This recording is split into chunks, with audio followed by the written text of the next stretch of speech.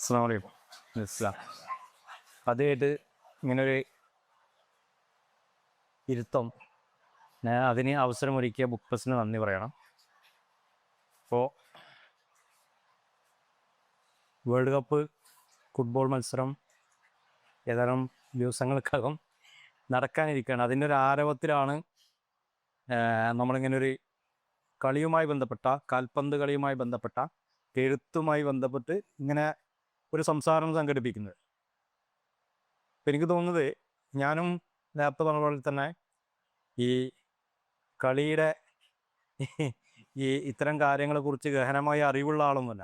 പക്ഷെ നമ്മളെ ജോലിയുടെ ഭാഗമായിട്ടും അല്ലെങ്കിൽ നമ്മുടെ എഴുത്തിൻ്റെ ഭാഗമൊക്കെ ആയിട്ടുള്ള ചില കാര്യങ്ങൾ നമ്മൾ കൂടുതൽ ശ്രദ്ധിക്കുന്നു.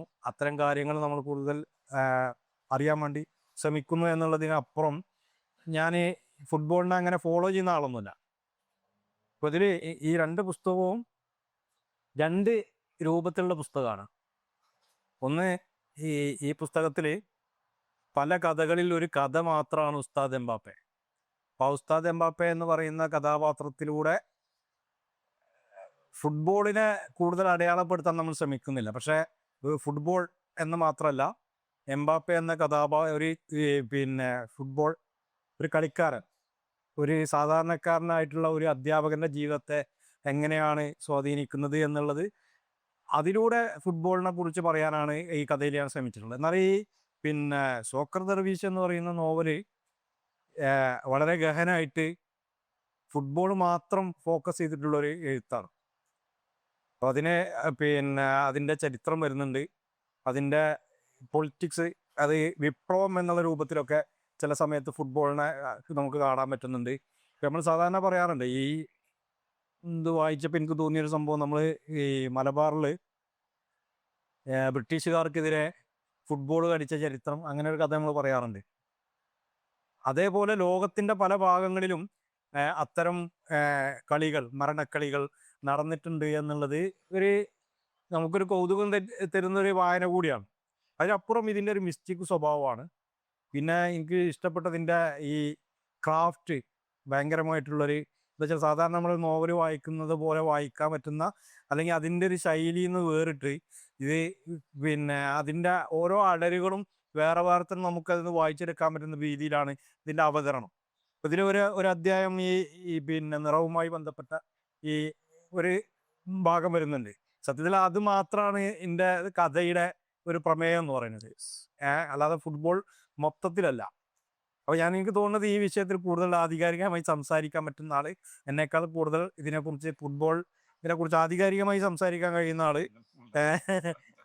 സലാഹുദ്ദീൻ അയ്യൂബി എന്നായിരിക്കണം. അത് അദ്ദേഹത്തിൻ്റെ പേര് ഈ പുസ്തകത്തിൽ ഞാൻ വളരെ കൗതുകത്തോടു കൂടി ശ്രദ്ധിച്ച, ഈ പേര് കാണുമ്പോൾ നമുക്കിതൊരു അദ്ദേഹത്തിൻ്റെ പേരാണെന്ന് തോന്നാത്ത രൂപത്തിൽ ഇംഗ്ലീഷിൽ അയ്യൂബി എന്നാണ് എഴുതിയിട്ടുള്ളത്. അപ്പോൾ അത് ഞാൻ ആദ്യം വിചാരിച്ചത് ഇത് പബ്ലിക്കേഷൻ്റെ പേര് ആണെന്നുള്ളതാണ്. പിന്നെയാണ് നമ്മൾ അയ്യൂബി എന്നുള്ളതിലേക്ക് വരുന്നത്. അപ്പം അതിനൊക്കെ അദ്ദേഹം പിന്നെ ഞാൻ ഇങ്ങനെ സംസാരിച്ച് പിന്നോട് പറഞ്ഞു അതിനൊക്കെ ഒരു കാരണം ഉണ്ട് എന്നാണ്. അപ്പോൾ ആ കാരണം കൂടി നമുക്ക് അറിയണമെന്ന് താല്പര്യമുണ്ട്. അപ്പോൾ അദ്ദേഹത്തിൻ്റെ ഇങ്ങനെയൊരു ഈ നോവലിലേക്ക് വരാനുള്ള ഒരു സാഹചര്യം എനിക്കറിയാൻ താല്പര്യമുണ്ട്. എങ്ങനെയാണ് ഇങ്ങനെ ഒരു നോവൽ രൂപപ്പെടുന്നത് ഞാൻ പറയാനുണ്ട്. ഞാൻ ഏതായാലും പ്രിയമുള്ള സുഹൃത്തുക്കളെ, എൻ്റെ ഈ അടുത്ത് മാത്രം ഞാൻ പരിചയപ്പെട്ട പ്രിയപ്പെട്ട സുഹൃത്ത് മുഖ്താർ ഉദരംപൊയിൽ, ഞാൻ അദ്ദേഹത്തിൻ്റെ പുസ്തകം വെച്ച് തന്നെ തുടങ്ങാം. തുടങ്ങുന്നത് വളരെ എപ്പോഴും ഏത് സമയത്ത് കേട്ടാലും മനസ്സിനെ ഹൃദ്യമായി സ്വാധീനിക്കുന്ന പാടി ബിലാൽ എന്ന പൂങ്കുയിൽ എന്ന് പറയുന്ന പാട്ടിൽ നിന്നാണ് തുടക്കം. ബിലാൽ എന്ന് പറയുന്ന ഒരു അടയാളത്തെ ഒരു മനുഷ്യൻ എന്നതിനപ്പുറത്തുള്ള ഒരു വലിയ ബിംബം എന്ന് പറയുമ്പോൾ അടിവരയിട്ട് മനസ്സിലാക്കുക, പ്രവാചകൻ തന്നോട് ചേർത്ത് പിടിച്ച ഏറ്റവും അടുപ്പിച്ചു വെച്ച ആളുകളുടെ കൂട്ടത്തിലുള്ള ഒരടയാളം. ആ ബിലാൽ ഇബ്നു റബാഹ് റളിയല്ലാഹു അൻഹുവിലേക്ക്, നീഗ്രോയിലേക്ക് ചൂണ്ടി നമ്മൾ ഈ കാലത്തൊക്കെ വർത്തമാന കാലത്തൊക്കെ കേട്ട ഉസ്താദ് എംബപ്പെ എന്ന് ഞാൻ ആ ടൈറ്റിൽ വെച്ച് പറയാൻ കാരണം, ഈ എംബപ്പയെ ഏതെങ്കിലും ഇരുട്ടുള്ള വഴികളിൽ വെച്ച് നിങ്ങൾ കണ്ടു കഴിഞ്ഞാൽ നിങ്ങൾ മോഹാത്സ്യപ്പെട്ടു പോകും എന്ന് പറഞ്ഞ TG മോഹൻദാസിനെ പോലെയുള്ള ആളുകൾ അങ്ങേയറ്റം വർഗീയമായും ബോഡി ഷേമിങ്ങിൻ്റെയൊക്കെ അടിത്തറയിൽ സംസാരിക്കുന്ന കാലത്താണ് ഈ പുസ്തകം വരുന്നത്. സ്വാഭാവികമായിട്ടും ഒരു ഉസ്താദ്, പള്ളിയിൽ ബാങ്ക് വിളിക്കുന്ന ഒരു ഉസ്താദ്, പിന്നെ കളിയോടുള്ള അദമ്യമായ ആ ആഗ്രഹവും ഒടുവിൽ കളിക്കാതെ ആവുകയാണ്. എൻ്റെ കാല് പൊട്ടി, ഞാനത് അനുഭവിച്ച ഒരാളാണ്. ഇനി ഒരിക്കലും കളിക്കാൻ കഴിയില്ലല്ലോ എന്ന വേദനയിലേക്ക് എത്തുകയും അതിൻ്റെ ഉള്ളിലൂടെ ഓരോ നൂലുകളിലൂടെയും അക്ഷരങ്ങളിലൂടെയും പിന്നെ കടന്നു പോകുമ്പോൾ അതിലും ഒരു സ്പിരിച്വൽ കണക്ഷൻ. ഞാൻ എൻ്റെ നോവലിൻ്റെ രചയിതാവ് എന്ന അർത്ഥത്തിൽ, ഞാനൊരു രചയിതാവ് എന്ന അർത്ഥത്തിൽ മാത്രമല്ല പറയുന്നത്. മുഖ്താർ ഒരു ചെറിയ ചെപ്പിൽ ഒരു വലിയ ലോകത്തെ അതിൽ ഒതുക്കിയിട്ടുണ്ട്. അത് വളരെയധികം പിന്നെ സന്തോഷം തോന്നിയിട്ടുണ്ട്. കാരണം ആ അർത്ഥത്തിൽ ഇത് രണ്ടും ഒരു കണക്ഷൻ ഉണ്ട്. പിന്നെ ഫുട്ബോളിൻ്റെ ഏറ്റവും വലിയ വേദന, ഫുട്ബോളുമായി ബന്ധപ്പെട്ട ഏറ്റവും വലിയ വേദന, അത് സ്പിരിച്വലായിട്ടും ഫിസിക്കലായിട്ടും ഞാൻ കണക്ക് കൂട്ടുന്നത് കളിക്കാതിരിക്കാൻ കഴിയുക എന്നുള്ളത് തന്നെയാണ്. ഞാൻ എൻ്റെ നോവൽ ആരംഭിച്ചത് വാസ്തവത്തിൽ 2006-ലാണ്. 2006-ൽ ഈ നോവലിൻ്റെ ആദ്യത്തെ വരികൾ കുറിച്ചിടാൻ കാരണം, അന്ന് പക്ഷെ എഴുതി ഒട്ടും മുന്നോട്ട് പോയില്ല. VP സത്യനാണ്, കേരളത്തിൻ്റെ ക്യാപ്റ്റനായിരുന്ന VP സത്യൻ. കളിക്കാൻ കഴിയാത്തതിൻ്റെ വേദനയിൽ നീറി നീറി മരിച്ച ഒരു മനുഷ്യനാണ്. അദ്ദേഹത്തിൻ്റെ ആത്മഹത്യ പോലെയുള്ള കാര്യങ്ങൾ നമ്മളിപ്പോൾ ചർച്ച ചെയ്യേണ്ടതില്ല. പക്ഷേ 2006-ൽ ജൂലൈ 18-നോ മറ്റോ ആണ് അദ്ദേഹം ട്രെയിനിൻ്റെ മുമ്പിലേക്ക് പല്ലാവരത്ത് വെച്ച് എടുത്തു ചാടുന്നത്. ഇതേ പല്ലാവരത്തെ റെയിൽവേ സ്റ്റേഷനിൽ വെച്ച് ദിവസവും ഞങ്ങൾ തമ്മിൽ കണ്ടുമുട്ടുമായിരുന്നു.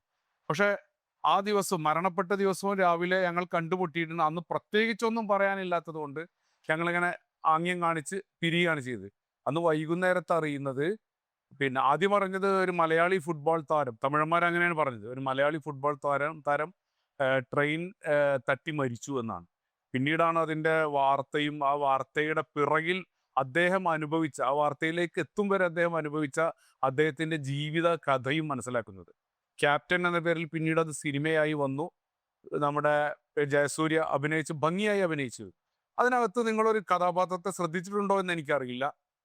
സിദ്ദീഖ് വേഷം കൊടുത്തൊരു കഥാപാത്രം, ഒരു സെഞ്ചിയൊക്കെ പിടിച്ച എല്ലാ കളി സ്ഥലങ്ങളിലും. ഇങ്ങനെയുള്ള ഒരുപാട് ദർവീഷുകളെ ഞാൻ എൻ്റെ ചെറുപ്പകാലഘട്ടം തൊട്ടേ കണ്ടിട്ടുണ്ട്. ഞങ്ങൾ കളിച്ചു വളർന്നതും കളി കണ്ടു വളർന്നതുമായ പെരിന്തൽമണ്ണ നഗരത്തിൽ ഖാദർ ആൻ മുഹമ്മദ് അലി, ഇത് രണ്ട് കളിക്കാരാണ്. ഖാദർ ആൻ മുഹമ്മദ് അലി മെമ്മോറിയൽ ഫുട്ബോളാണ് അവിടെ നടക്കാറുള്ളത്. ഞങ്ങൾ ചെറുപ്പത്തിലൊക്കെ കളി കാണാൻ പോണ സമയത്ത് ആളുകളുടെ വിരൽത്തുമ്പിൽ പിടിച്ചാണ് പിന്നെ കളിക്ക് കയറുക. കാരണം ടിക്കറ്റ് എടുക്കാൻ കാശുണ്ടാവില്ല. അപ്പോൾ മുതിർന്ന ഒരാളുടെ കൂടെ ഒരു കുട്ടിക്ക് കയറാം. അങ്ങനെ ഞാൻ സ്ഥിരമായി കയറിയുന്ന ഒരു സമദ്ക്ക എന്ന് പറയുന്ന ഒരാളുണ്ടായിരുന്നു. ആളിപ്പോൾ അദ്ദേഹമൊക്കെ ഇപ്പോൾ എവിടെയെന്ന് അറിയില്ല. ഫുട്ബോൾ ജീവരക്തത്തിൽ അലിഞ്ഞൊരു മനുഷ്യനായിരുന്നു. അപ്പോൾ മൂപ്പര് നമ്മളെ കാണുമ്പോൾ തന്നെ വിരൽ കാണിച്ചു തരും. ആ വിരലിൽ പിടിക്കാൻ വേണ്ടി കയറി, നീയും കയറിക്കോ എന്ന് പറയും. കാരണം കളിയോടുള്ള താല്പര്യം അദ്ദേഹത്തിന് അറിയാം. പിന്നീട് ഒരു 10-ാം ക്ലാസ്സൊക്കെ പരീക്ഷ പാസ്സായപ്പോൾ എൻ്റെയും കാല് പൊട്ടി, പിന്നെ കളിക്കാൻ കഴിയുന്നില്ല. അതോടുകൂടി പിന്നെ നമ്മളെ ഫിസിക്കൽ ഫിറ്റ്നസ്സും നമ്മൾ കളിയോട് കൂടെ നമ്മൾ നിലനിർത്തുന്ന അതിൻ്റെ താളങ്ങളൊക്കെ നമുക്ക് നഷ്ടപ്പെടുക. ഈ ആ കാലത്തൊന്നും പുസ്തകം എഴുതാൻ തീരുമാനിച്ചിട്ടില്ല. പക്ഷെ VP സത്യൻ്റെ ആത്മഹത്യ അറിഞ്ഞത് തൊട്ടത് ഉള്ളിൽ അതൊരു കനലായി ഉള്ളിൽ പോറിയുന്നു. പിന്നെ അതിൽ ഒരു സൂഫി ടച്ച് എന്നോ അതിലൊരു പിന്നെ എന്താ പറയുക, ഒരു ഫിലോസഫിക്കൽ ടച്ച് എന്നോ ഒന്നും പിന്നെ എനിക്ക് എഴുതാൻ തോന്നിയിട്ടില്ല. പക്ഷെ ഏതാണ്ട് ഒരു 2015 ആയപ്പോൾ ആണ് മൈ ടേൺ എന്ന് പറയുന്ന യോർഹാൻ ക്രൈഫിൻ്റെ പുസ്തകം വായിച്ചത്. ആ പുസ്തകം വായിച്ചപ്പോൾ വാസ്തവത്തിൽ ഞാൻ സ്തബ്ധനായിപ്പോയി. അതിൻ്റെ ആമുഖവും ഇത് ഏതാണ്ട് ഒരു 2 അധ്യായവും ഫുട്ബോൾ എന്ന് പറയുന്ന ഒരു ലോകത്തിൻ്റെ അതിൻ്റെ ഒരു വിഷണറിയെ ആകെ മാറ്റിപ്പണിത പിന്നെ ഒരു പുസ്തകമാണ്. അപ്പോഴാണ് മനസ്സിലായത് ഫുട്ബോളിൽ ഫിലോസഫിക്ക് ഇത്രയേറെ ആഴത്തിൽ സ്വാധീനമുണ്ടാക്കാൻ കഴിയുന്നതാണ് എന്ന് അപ്പോഴാണ് മനസ്സിലായത്. അങ്ങനെ ആവേശത്തോടു കൂടി ആ പുസ്തകം വായിച്ച് പൂർത്തിയാക്കിയപ്പോൾ എൻ്റെ മനസ്സിലും ഉണ്ടായി, ഇത് ഒരു കാലത്ത് ഇങ്ങനെ ഒരു പുസ്തകം എഴുതി, ഫുട്ബോളുമായി ബന്ധപ്പെട്ട ഒരു പുസ്തകം എഴുതി പൂർത്തിയാക്കണം. അതിൽ VP സത്യൻ ഒരു എലമെൻ്റായി വന്നില്ലെങ്കിൽ പോലും ആ VP സത്യൻ്റെ വേദന കൂടി ആവിഷ്കരിക്കപ്പെടുന്ന ഒന്നായിരിക്കണം എന്ന്. മാത്രമല്ല ഫുട്ബോളിൻ്റെ ഒരു പ്രത്യേകത, നമ്മളെ ഇന്ത്യ എന്ന് പറയുന്ന ഈ വലിയ രാജ്യം ലോകത്തെ വലുപ്പം കൊണ്ട് 7ാമത്തെ രാജ്യം. പക്ഷെ ഫുട്ബോൾ കളിയിൽ ഇന്നത്തെ റാങ്കിങ് അനുസരിച്ച് 137ാമത്തെ രാജ്യം. 137ാമത്തെ രാജ്യം. ഇന്ന് 2 സ്ഥാനം കൂടി, റാങ്ക് കൂടി പുറകിലേക്ക് പോയിരിക്കുകയാണ്. ഈ രാജ്യം ഫുട്ബോൾ കളിക്കാത്ത രാജ്യമാണ്.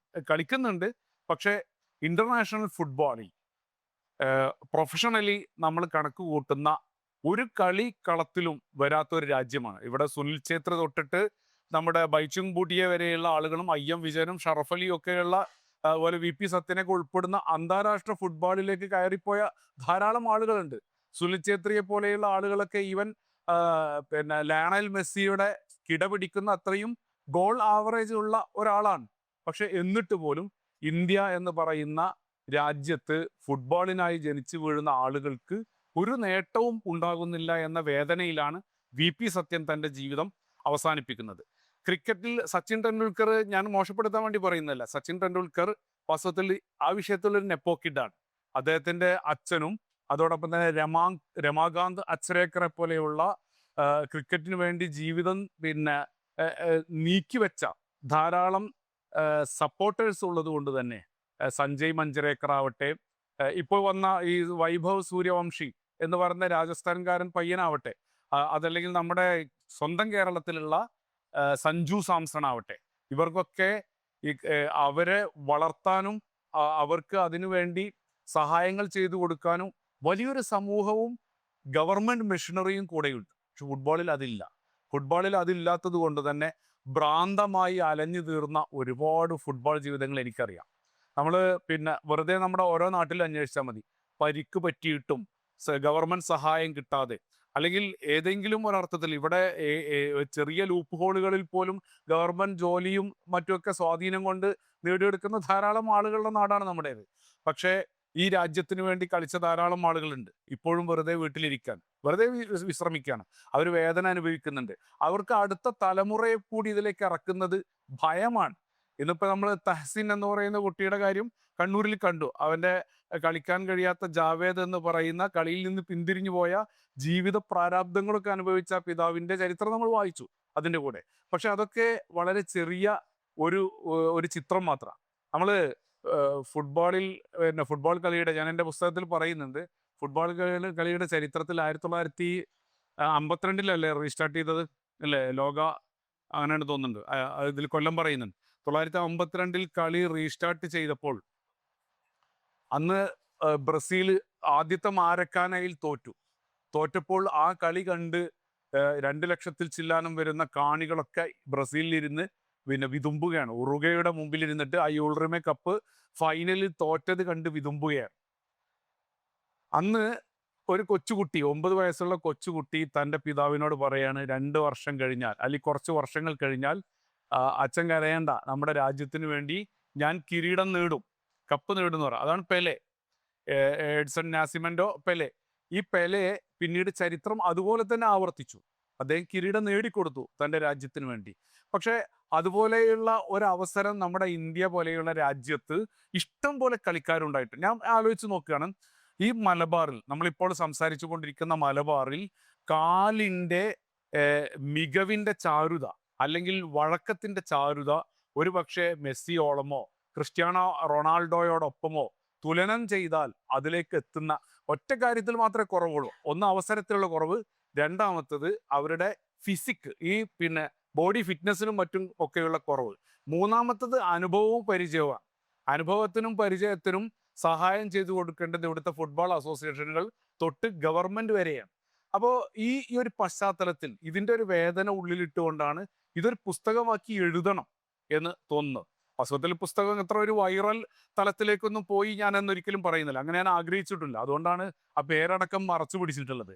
കാരണം ഇത് പിന്നെ നമ്മൾ എന്തെങ്കിലും ഒരു സപ്പോർട്ടീവ് മെഡിസിൻ എടുക്കുന്ന പോലെ കുത്തിവെച്ചിട്ടുണ്ടാക്കേണ്ട ഒരു പോഷണമല്ല. വളരെ ജൈവികമായി ഓർഗാനിക് ആയിട്ട് വരേണ്ട ഒരു സംഗതിയാണ് ഫുട്ബോൾ എന്ന് പറഞ്ഞു കഴിഞ്ഞാൽ.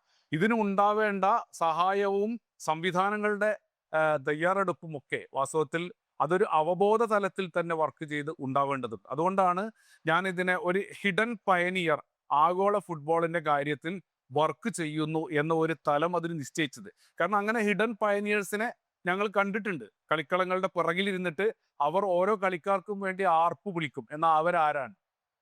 അവരാരാണെന്ന് അറിയില്ല. നമ്മൾ ഇസ്ലാമിക ചരിത്രത്തിൽ ബാങ്ക് നിശ്ചയിക്കപ്പെട്ടതിന്റെ ഓർമ്മയാണ് എനിക്ക് വരുന്നത്. ഈ ബാങ്ക് ഇങ്ങനെ വിളിച്ചാൽ മതി എന്ന് പറയുന്ന ആളുടെ പേര് ഹദീസിലോ ചരിത്രത്തിലോ കാണില്ല. തക്ബീർ മുഴക്കിയിട്ട് ഹയ്യ അലസ്വലാത്ത് എന്നൊക്കെ പറയുന്ന ആ ഒരു അടയാളം നിശ്ചയിച്ചു കൊടുത്ത ആളുടെ പേര് ഫുലാനെ കാണുകയുള്ളൂ. അയാളൊരു അദൃശ്യമായി മറയിൽ നിൽക്കുന്ന ഒരാളാണ്. അപ്പോൾ ഓരോ കളിയിലും ഇങ്ങനെ പ്രോത്സാഹനം നൽകിക്കൊണ്ട് ആളുകളെ മുന്നോട്ട് തള്ളിക്കൊണ്ട് ഒരു പോസിറ്റീവ് എനർജി ഫീഡ് ചെയ്യുന്ന ഒരു ശക്തി പുറകിൽ നിൽക്കുന്നുണ്ട്. ഇത് ഒരു ദർവേഷ് ആകാതിരിക്കാം. പക്ഷെ ദർവേഷ് എന്നത് എൻ്റെ ഭാവനയാണ്. ഭാവന മാത്രമല്ല, കുറച്ചൊക്കെ അതിൽ ചെറിയ വലിയ റിസർച്ചൊക്കെ ചെയ്ത് എഴുതിയതാണ്. ചില യാഥാർത്ഥ്യങ്ങളുണ്ട്. ഒരു ഉദാഹരണത്തിന് ഞാൻ പറയാം. 2010 ലോകകപ്പ് ഫുട്ബോൾ നടക്കുന്ന സമയത്ത് ഓർലാൻഡോ സ്റ്റേഡിയത്തിലാണ് ഷക്കീറയും കൂട്ടരും പ്രാക്ടീസ് നടത്തുന്നത്. ഷക്കീറ മുബാറക് ഇസബൽ റിപ്പേൾ എന്നാണ് അവളുടെ പേര്. അവള് ജനിച്ചു വളർന്നത് കൊളംബിയയിലാണ്. കൊളംബിയൻ ഗായികയായിട്ടാണ്. പക്ഷെ ഒരു ലെബനാൻ ചരിത്രം അവളുടെ പിതാവിനുണ്ട്. ലെബനാനുമായി ബന്ധപ്പെട്ട മുബാറക് വില്യം ചാഡിഡാണ് അവളുടെ പിതാവ്. അപ്പോൾ അതിൽ ഇസ്ലാമിക തലവും മറ്റു സംഗതി നമ്മൾ ചർച്ച ചെയ്യേണ്ട കാര്യമില്ലല്ലോ. അവൾ വളർന്നു വന്ന സാഹചര്യത്തിൽ 13ാമത്തെ വയസ്സിലാണ് ആദ്യമായിട്ട് സോണിക്ക് വേണ്ടിയിട്ട് ഒരു ആൽബം പാടുന്നത്. ആ പാടുന്നതിന് മുമ്പ് ആ കുട്ടിയെ തവള കരയുന്നത് പോലെ അവൾ പാട്ട് പാടുന്നു എന്നാണ് സ്കൂളിലെ ടീച്ചർമാർ കളിയാക്കിയത്. പക്ഷേ ഒരിക്കലും തളരുകയില്ല എന്ന ദൃഢനിശ്ചയത്താൽ അവൾ മുന്നോട്ട് വരികയും അങ്ങനെ അവൾ ഒരു 20 വയസ്സാകുമ്പോഴത്തേക്ക് ആഗോളതലത്തിൽ അകാലഘട്ടത്തിലെ പോപ്പ് ഗായികമാരോട് കിടപിടിക്കാവുന്ന, പ്രത്യേകിച്ച് മഡോണയെ പോലെയുള്ള ആൾക്കാരോടൊക്കെ കിടപിടിക്കാവുന്ന, അതിൽ നമുക്ക് ഉൾക്കൊള്ളാൻ കഴിയാത്ത കുറേ സംഗതികൾ ഞാൻ അങ്ങനെ പച്ചക്ക് തന്നെ നോവലിൽ പറഞ്ഞിട്ടുണ്ട്, പലതും ചെയ്തിട്ടുണ്ട്. പക്ഷെ അവൾ പിന്നീട് ഒരു ഫിലാന്ത്രോപ്പിസ്റ്റ് ആയിട്ട് മാറുന്നതാണ് കണ്ടത്. മനുഷ്യ അവകാശങ്ങൾക്ക് വേണ്ടി ജന്മത്താൽ തന്നെ പേറുന്ന ദുരിതങ്ങൾ, പ്രയാസങ്ങൾ അനുഭവിക്കുന്ന കുഞ്ഞുങ്ങൾക്ക് വേണ്ടിയിട്ട് അവൾ പീസ് പെൽക്കാഡോസ് ഫൗണ്ടേഷൻ പോലെയുള്ള അവൾ ബെയർ ഫുട്ട് ഫൗണ്ടേഷൻ പോലെയുള്ള ഫൗണ്ടേഷനുകൾ സ്ഥാപിക്കുകയും ഫുട്ബോളിലും നൃത്തകലയിലും സംഗീതത്തിലും വിദ്യാഭ്യാസത്തിലുമൊക്കെ ഇടപെടുകയും അവർക്ക് സഹായം ചെയ്തു കൊടുക്കുകയും ചെയ്തു. ഇങ്ങനെയുള്ള ഷക്കീറ എന്ന് പറയുന്ന ആ ഗായിക ലോകതലത്തിൽ തന്നെ വക്കയുടെ ആളായിട്ട് അതിൻ്റെ ഒരു ഒപ്പം ഫിഫയുടെയും യൂണിസെഫിൻ്റെയും ബ്രാൻഡ് അംബാസിഡർ ആയിരിക്കെ ഒർലാൻഡോ സ്റ്റേഡിയത്തിലേക്ക് പ്രാക്ടീസിന് വേണ്ടി കയറുന്ന സമയത്ത് വരുന്ന വഴിയിൽ അവശനായ ഒരു വൃദ്ധനെ കണ്ടു.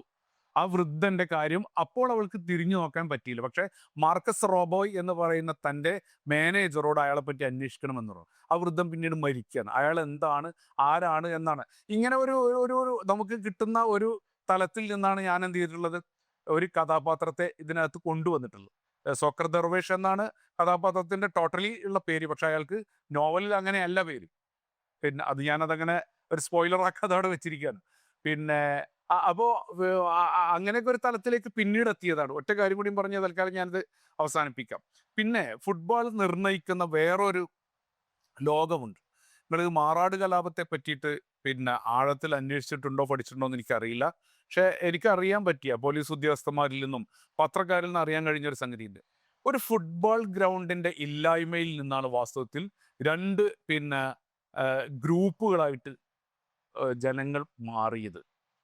എനിക്ക് തന്നെ എൻ്റെ ജീവിതത്തിൽ അങ്ങനെ ഒരു അനുഭവമുണ്ട്. ഇപ്പോൾ ഈ കഴിഞ്ഞ മെയ്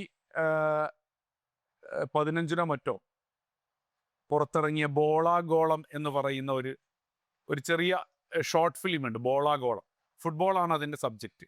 അത് ഞങ്ങളുടെ നാട്ടിൽ ഒരു പേരോർക്കുന്നില്ല, ഒരു ഗൾഫിലുള്ള ഒരു പയ്യൻ, അവൻ്റെ നാട്ടിൽ വെട്ടത്തൂർ എന്ന് പറയുന്ന സ്ഥലത്ത്, കാപ്പ് എന്ന് പറയുന്ന സ്ഥലത്ത് അവിടെ ഉണ്ടായിരുന്ന ഒരു ഫുട്ബോൾ ഗ്രൗണ്ട് ഇല്ലാതായി മാറി. അപ്പോൾ കളിക്കാൻ കഴിയാതെ ആ മക്കൾ, ചെറുമക്കൾ, അവർക്കുണ്ടാകുന്ന വേദനകളാണ് ആ സിനിമയിൽ, ഷോർട്ട് ഫിലിമിൽ അവൻ ചിത്രീകരിച്ചിട്ടുള്ളത്. അത് പുറത്തിറങ്ങിയിട്ടില്ല. ഏറെക്കുറെ അതിൻ്റെ ഒരു റിലീസ് സെറിമണി കഴിഞ്ഞു. പക്ഷെ ഉടനെ അത് പുറത്തിറങ്ങുമെന്ന് തോന്നുന്നുണ്ട്. നല്ലൊരു കണ്ടന്റാണ് അതിനകത്തുള്ളത്. എന്ന പോലെ മാറാട് ഹിന്ദുവും മുസ്ലിമും മരക്കാർമാരും മുക്കുവന്മാരും അഥവാ മുസ്ലിങ്ങളും ഹിന്ദുക്കളൊക്കെ ഒരുമിച്ച് ഫുട്ബോൾ കളിച്ചിരുന്ന ഒരു ഗ്രൗണ്ട് അവിടുത്തെ വികസനത്തിന്റെ ഭാഗമായിട്ടോ അല്ലെങ്കിൽ മറ്റു ചില പരിഷ്കരണങ്ങളുടെ ഭാഗമായിട്ടോ ഗ്രൗണ്ട് ഇല്ലാതായി. ഗ്രൗണ്ട് ഇല്ലാതായപ്പോൾ തമ്മിലുള്ള ആ ഹാർമണി ഇല്ലാതായി. ഹാർമണി ഇല്ലാതായതോടുകൂടി അകലം വർദ്ധിക്കുകയാണ്. ഞാൻ ക്രിക്കറ്റ് കളിച്ചിരുന്ന എൻ്റെ ചെറുപ്പകാലത്ത് ഒരു ഓർമ്മ എനിക്കുണ്ട്. പിന്നെ ഞങ്ങൾ ക്രിക്കറ്റ് ഗ്രൗണ്ടിൽ ഒരു അടിയുണ്ടായി. ക്രിക്കറ്റ് ഗ്രൗണ്ടിൽ ഒരു അടിയുണ്ടായി. അടിയുണ്ടായപ്പോൾ നാട്ടിലൊരു കാരണവർ വന്നിട്ട് അത് പിരിച്ചു. പിരിച്ചിട്ട് അയാൾ ഒരു അന്വേഷണം നടത്തി. വാസ്തവത്തിൽ എൻ്റെയൊക്കെ ഉള്ളു തുറപ്പിച്ച് ചോദ്യം, നീ എവിടെ പഠിക്കണത്? ഞാൻ അന്ന് ബോയ്സ് ഹൈസ്കൂളിൽ. നീ എവിടെ പഠിക്കുന്നത്? സ്കൂളിൻ്റെ പേര് ഞാൻ പറയുന്നില്ല. അതൊരു പ്രൈവറ്റ് എയ്ഡഡ് സ്കൂളാണ്. നീ എവിടെ പഠിക്കുന്നത്? അത് മറ്റൊരു പ്രൈവറ്റ് എയ്ഡഡ് സ്കൂളാണ്. ഇവർ തമ്മിലാണ് പ്രശ്നം ഉണ്ടായത്. ഞങ്ങളൊക്കെ അതിൻ്റെ ഇടയിൽ കയറിയെന്നുള്ളൂ. അപ്പോൾ ഇവനുള്ളത് ഒരു സമുദായത്തിൻ്റെ സ്കൂളിൽ, മറ്റവൻ മറ്റൊരു സമുദായത്തിൻ്റെ സ്കൂളിൽ. പരസ്പരം മിങ്കിൾ ചെയ്യാൻ ആകെയുള്ള ഒരു സാധ്യത കളിക്കളം മാത്രമാണ്. പക്ഷേ ഈ കളിക്കളത്തിൽ എന്ന് പറഞ്ഞു കഴിഞ്ഞാൽ നമ്മളൊക്കെ ഓരോ വാൻഗാർഡുകളാണ്, പോരാളികളാണ്, മുന്നണി പോരാളികളാണ്. ഒരു ടീമിൻ്റെ അല്ലെങ്കിൽ ഇപ്പുറത്ത് വേറെ ടീമിൻ്റെ. അപ്പോൾ ഉണ്ടാകുന്ന വൈകാരിക പാരസ്പര്യം അത് സിഡാനും മദ്രാസിയും കണ്ടുമുട്ടുമ്പോൾ ഉള്ളത് പോലെ തന്നെയാണ്.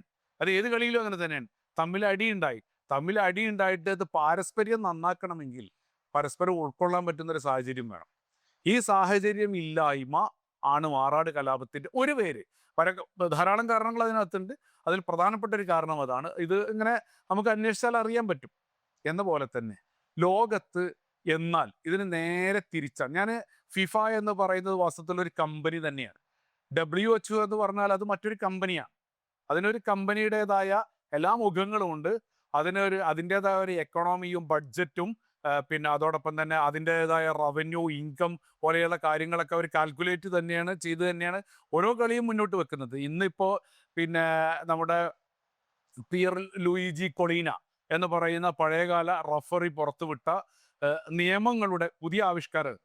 അത് ഇതിനെ കളി ഒന്നുകൂടി ചേതോഹരമാക്കുമ്പോൾ ടിക്കറ്റ് സെയിൽസ് വർദ്ധിക്കും. അതല്ലെങ്കിൽ അനാവശ്യമായ ടൈം ലാഗിങ് ഉണ്ടാവുകയാണ് കളിക്കളത്തിൽ. അത് നമ്മുടെ സമയം നഷ്ടപ്പെടാതെ കളിയെ കൂടുതൽ ചേതോഹരമാക്കാൻ വേണ്ടിയിട്ടാണ് ഈ കൊളീന എന്ന് പറയുന്ന പഴയ ഇറ്റാലിയൻ റഫറി ചില നിയമവശങ്ങൾ മുന്നോട്ട് വെച്ചിട്ടുണ്ട്. അത് ഫിഫ അംഗീകരിച്ചു. ഈ ഫിഫയെ എത്ര തന്നെ അതിൻ്റെ കോർപ്പറേറ്റ് താല്പര്യങ്ങളും മുതലാളിത്ത താല്പര്യങ്ങളും ഒക്കെ എങ്ങനെ പറഞ്ഞാലും അതിനെ പിന്തുണക്കേണ്ടതും പിന്നെ ഞാൻ അംഗീകരിക്കുന്നതുമായ ഒരു വശമുണ്ട്. അതെന്താണെന്നറിയോ? ആഗോളതലത്തിൽ ഇതുപോലെ സംഘടിപ്പിക്കപ്പെടുന്ന ഇതൊരു സെലിബ്രേഷനാണ്. പക്ഷേ ആഗോളതലത്തിൽ ഇങ്ങനെ മാനവികമായി സംഘടിപ്പിക്കപ്പെടുന്ന മറ്റൊരു സെലിബ്രേഷൻ ഇല്ല.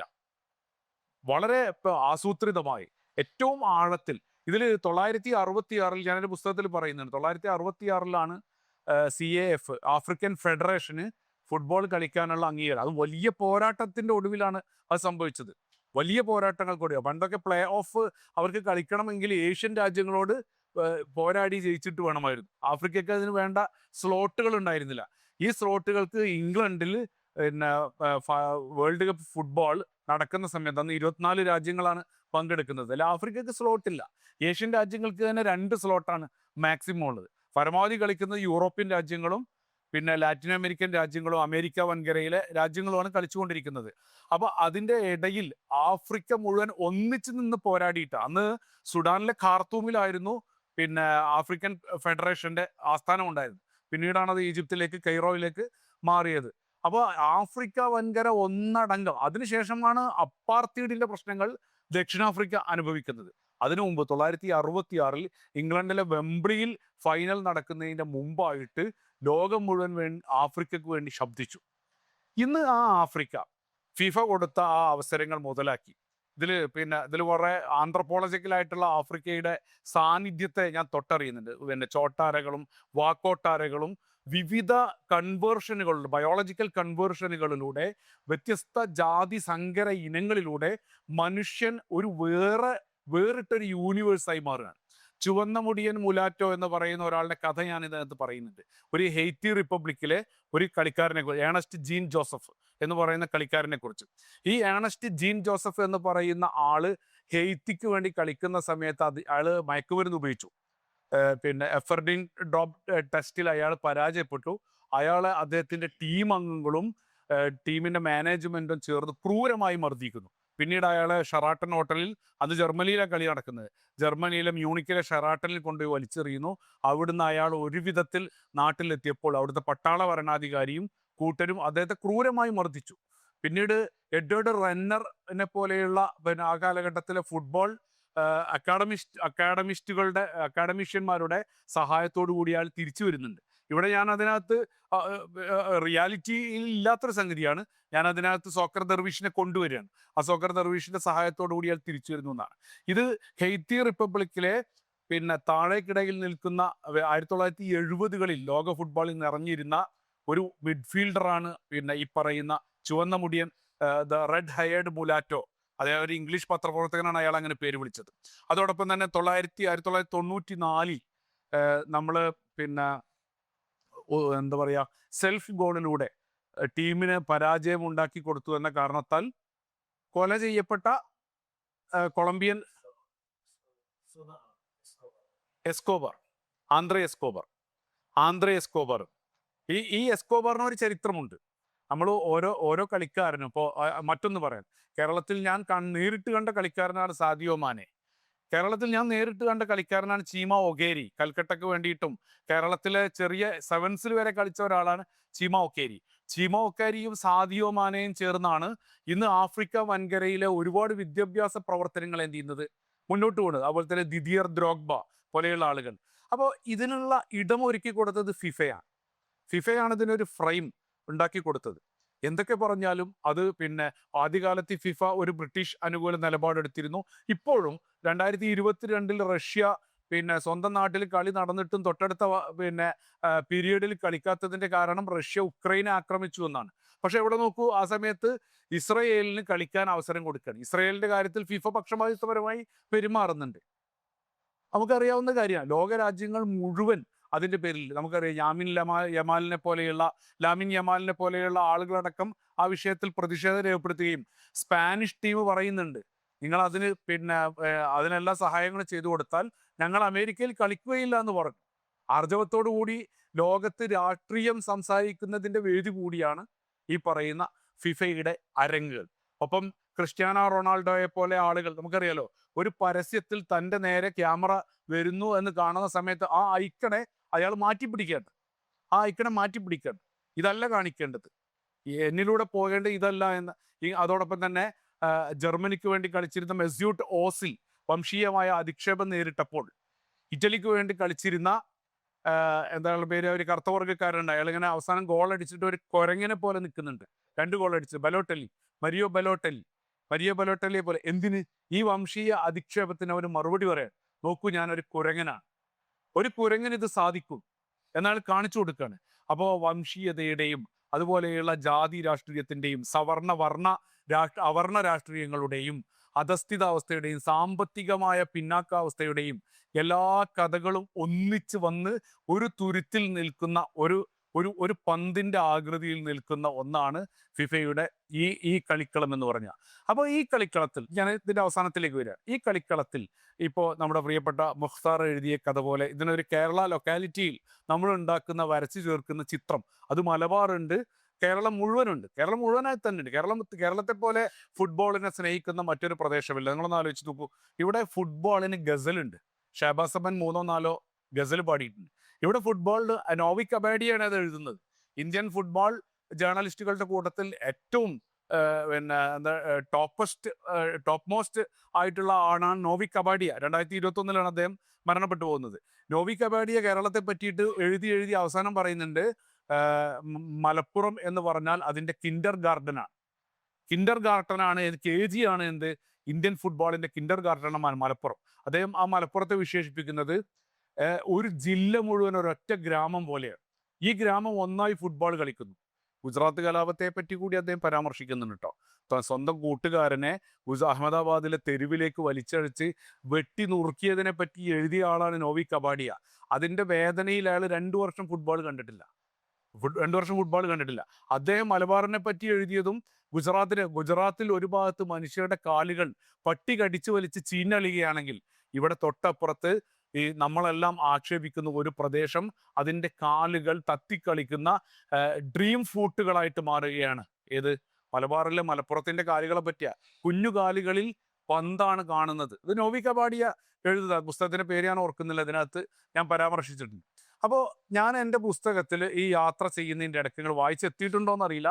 വായിച്ചെത്തിയാൽ അതിനകത്ത് വെറും 2 പേജ് മാത്രമാണ് കേരളത്തെ പറ്റിയും പിന്നെ പിന്നെ മലബാറിനെ പറ്റി പറയുന്നുണ്ട്. 2002 ലോക ഫുട്ബോളിനെ പറ്റി എഡ്വേർഡോ സിൽവീര എന്ന് പറയുന്ന ബ്രസീലിയൻ ഫിഫ ആർക്കൈവിസ്റ്റ് അയാളിങ്ങനെ മൊത്തം ലോകകപ്പിനെ വർണ്ണിച്ചു പോകുന്നതിൻ്റെ ഇടയിൽ 2002 കൊറിയയിലും ജപ്പാനിലും വെച്ച് നടന്ന ഫുട്ബോളിന് ശേഷം അദ്ദേഹവും നമ്മുടെ സോക്കർ ദർവേഷും ഇന്ത്യയിലേക്ക് നാടകീയമായി പുറപ്പെടുന്നതിൻ്റെ അത് പറയുന്നുണ്ട്. ഇദ്ദേഹം വരുന്നത് ഗോവയിലെ ഫോർസ ഗോവ ഫൗണ്ടേഷന് വേണ്ടിയാണ് എഡ്വേർഡോ സിൽവീര വരുന്നത്. എന്നാൽ ഇന്ത്യൻ ഓയിൽ കോർപ്പറേഷൻ പെട്രോളിയം കമ്പനികളുടെ ആവശ്യപ്രകാരമായിട്ടാണ് നമ്മുടെ ഗ്രിഗറി ഫെഡോട്ടോ എന്ന് പറയുന്ന കഥാപാത്രം വരുന്നത്. രണ്ടുപേരും ഇന്ത്യയിൽ വെച്ച് യോജിക്കുകയും മലബാറിലേക്ക് വരികയും കേരളം എന്ന് പറയുന്ന കൊച്ചു പാവൽ പോലെയുള്ള ആ ഭൂമികയിലേക്ക് ഗ്രാമ സൗഭകം പിന്നെ വഴിഞ്ഞ് നിറകളിയാടുന്ന വെള്ളച്ചാട്ടങ്ങളുള്ള മഴ പെയ്യുന്ന പച്ചപ്പുള്ള ഹരിതാഭയുള്ള പുഴകളുള്ള വർണ്ണമനോഹരമായ ഈ കേരളത്തിലേക്ക് അവർ വന്നപ്പോൾ അത്ഭുതപ്പെട്ടു പോയത് ഇവിടെ കേരളത്തിന് ഗസല് പിന്നെ ഫുട്ബോളിലുണ്ട്, ഇവിടെ കേരളത്തിൽ ടൈറ്റാനിയത്തിന് ടീമുണ്ട്, പോലീസിന് ടീമുണ്ട്, റെയിൽവേക്ക് ടീമുണ്ട്, വേറെ SBI പോലെയുള്ള കമ്പനികൾക്കുണ്ട്, ഫെഡറൽ ബാങ്കിനെ പോലെയുള്ള കമ്പനികൾക്കുണ്ട്, പിന്നെ വെറ്ററൻസിന് ടീം വേറെയുണ്ട്, മിഡിൽ ഏജേഴ്സിന് വേറെയുണ്ട്, പിന്നെ അണ്ടർ 19 വേറെയുണ്ട്, അണ്ടർ 16 വേറെയുണ്ട്, അണ്ടർ 9 വരെ ഇവിടെ ടീമുണ്ട്. മറ്റൊന്ന് അവർ അത്ഭുതപ്പെടുത്തുന്നത്, ഇത് ഞാൻ നോവൽ അങ്ങനെ തന്നെ എഴുതിയിട്ടുണ്ട്, ഫൈവ്സ് എന്ന് പറഞ്ഞാൽ ഏതാണ്ട് 2002 അവരിങ്ങോട്ട് വരുന്നത്. സെവൻസ് കഴിഞ്ഞിട്ട് ഫൈവ്സ് എന്ന പേരിൽ ഇപ്പൊ നമ്മൾ ഫൈവ്സ് കളിച്ചുകൊണ്ടിരിക്കുന്നുണ്ട്. ഫൈവ്സ് എന്ന പേരിലുള്ള ഒരു കളിയുടെ ഗവേഷണം നടന്നുകൊണ്ടിരിക്കുകയാണ് കേരളത്തിലെ ഗ്രൗണ്ടുകളിൽ. ഏതുപോലത്തെ ഗ്രൗണ്ടുകളിൽ? അന്ന് ടർഫുകളില്ല, അന്ന് സാങ്കേതികമായ മികവുകളില്ലാത്ത ഒരു കളിക്കളങ്ങളാണ് കേരളത്തിലുള്ളത്.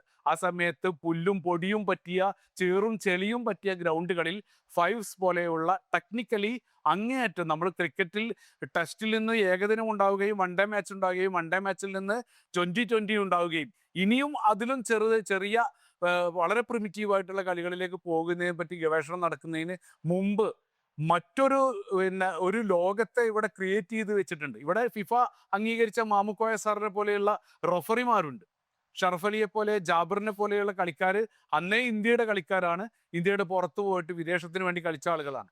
അങ്ങനെ മൊത്തത്തിൽ ഫുട്ബോളിന് അതോടൊപ്പം തന്നെ അർജന്റീനയിലെ റൊസാരിയോ തെരുവ് പോലെ, റിയോ ഡി ജനീറോയെ പോലെ, മാഞ്ചസ്റ്റർ യുണൈറ്റഡിനെ പോലെ തോന്നിക്കുന്ന ഫുട്ബോൾ തെരുവുകളുണ്ട്.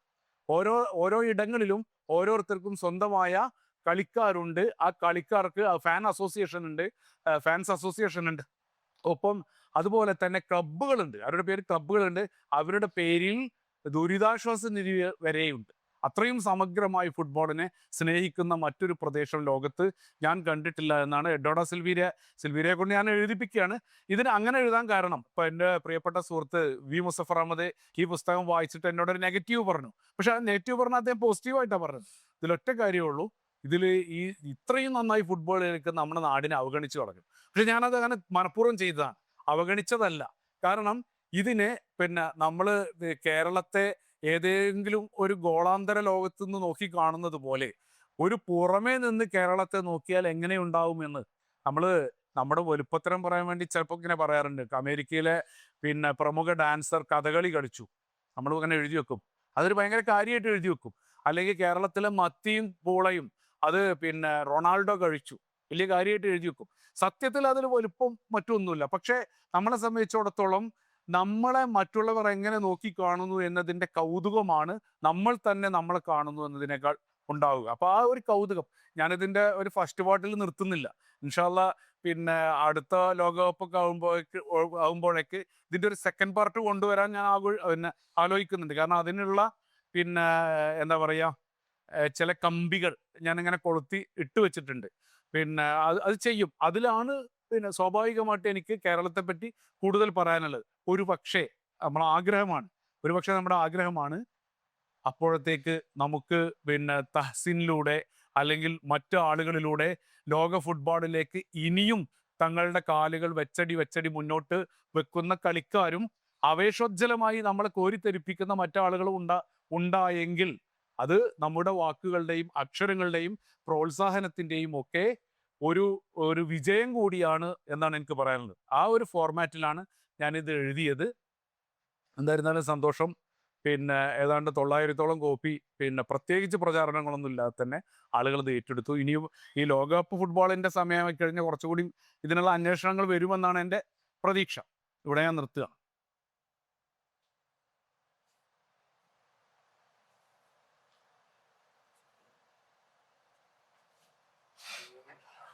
ഏ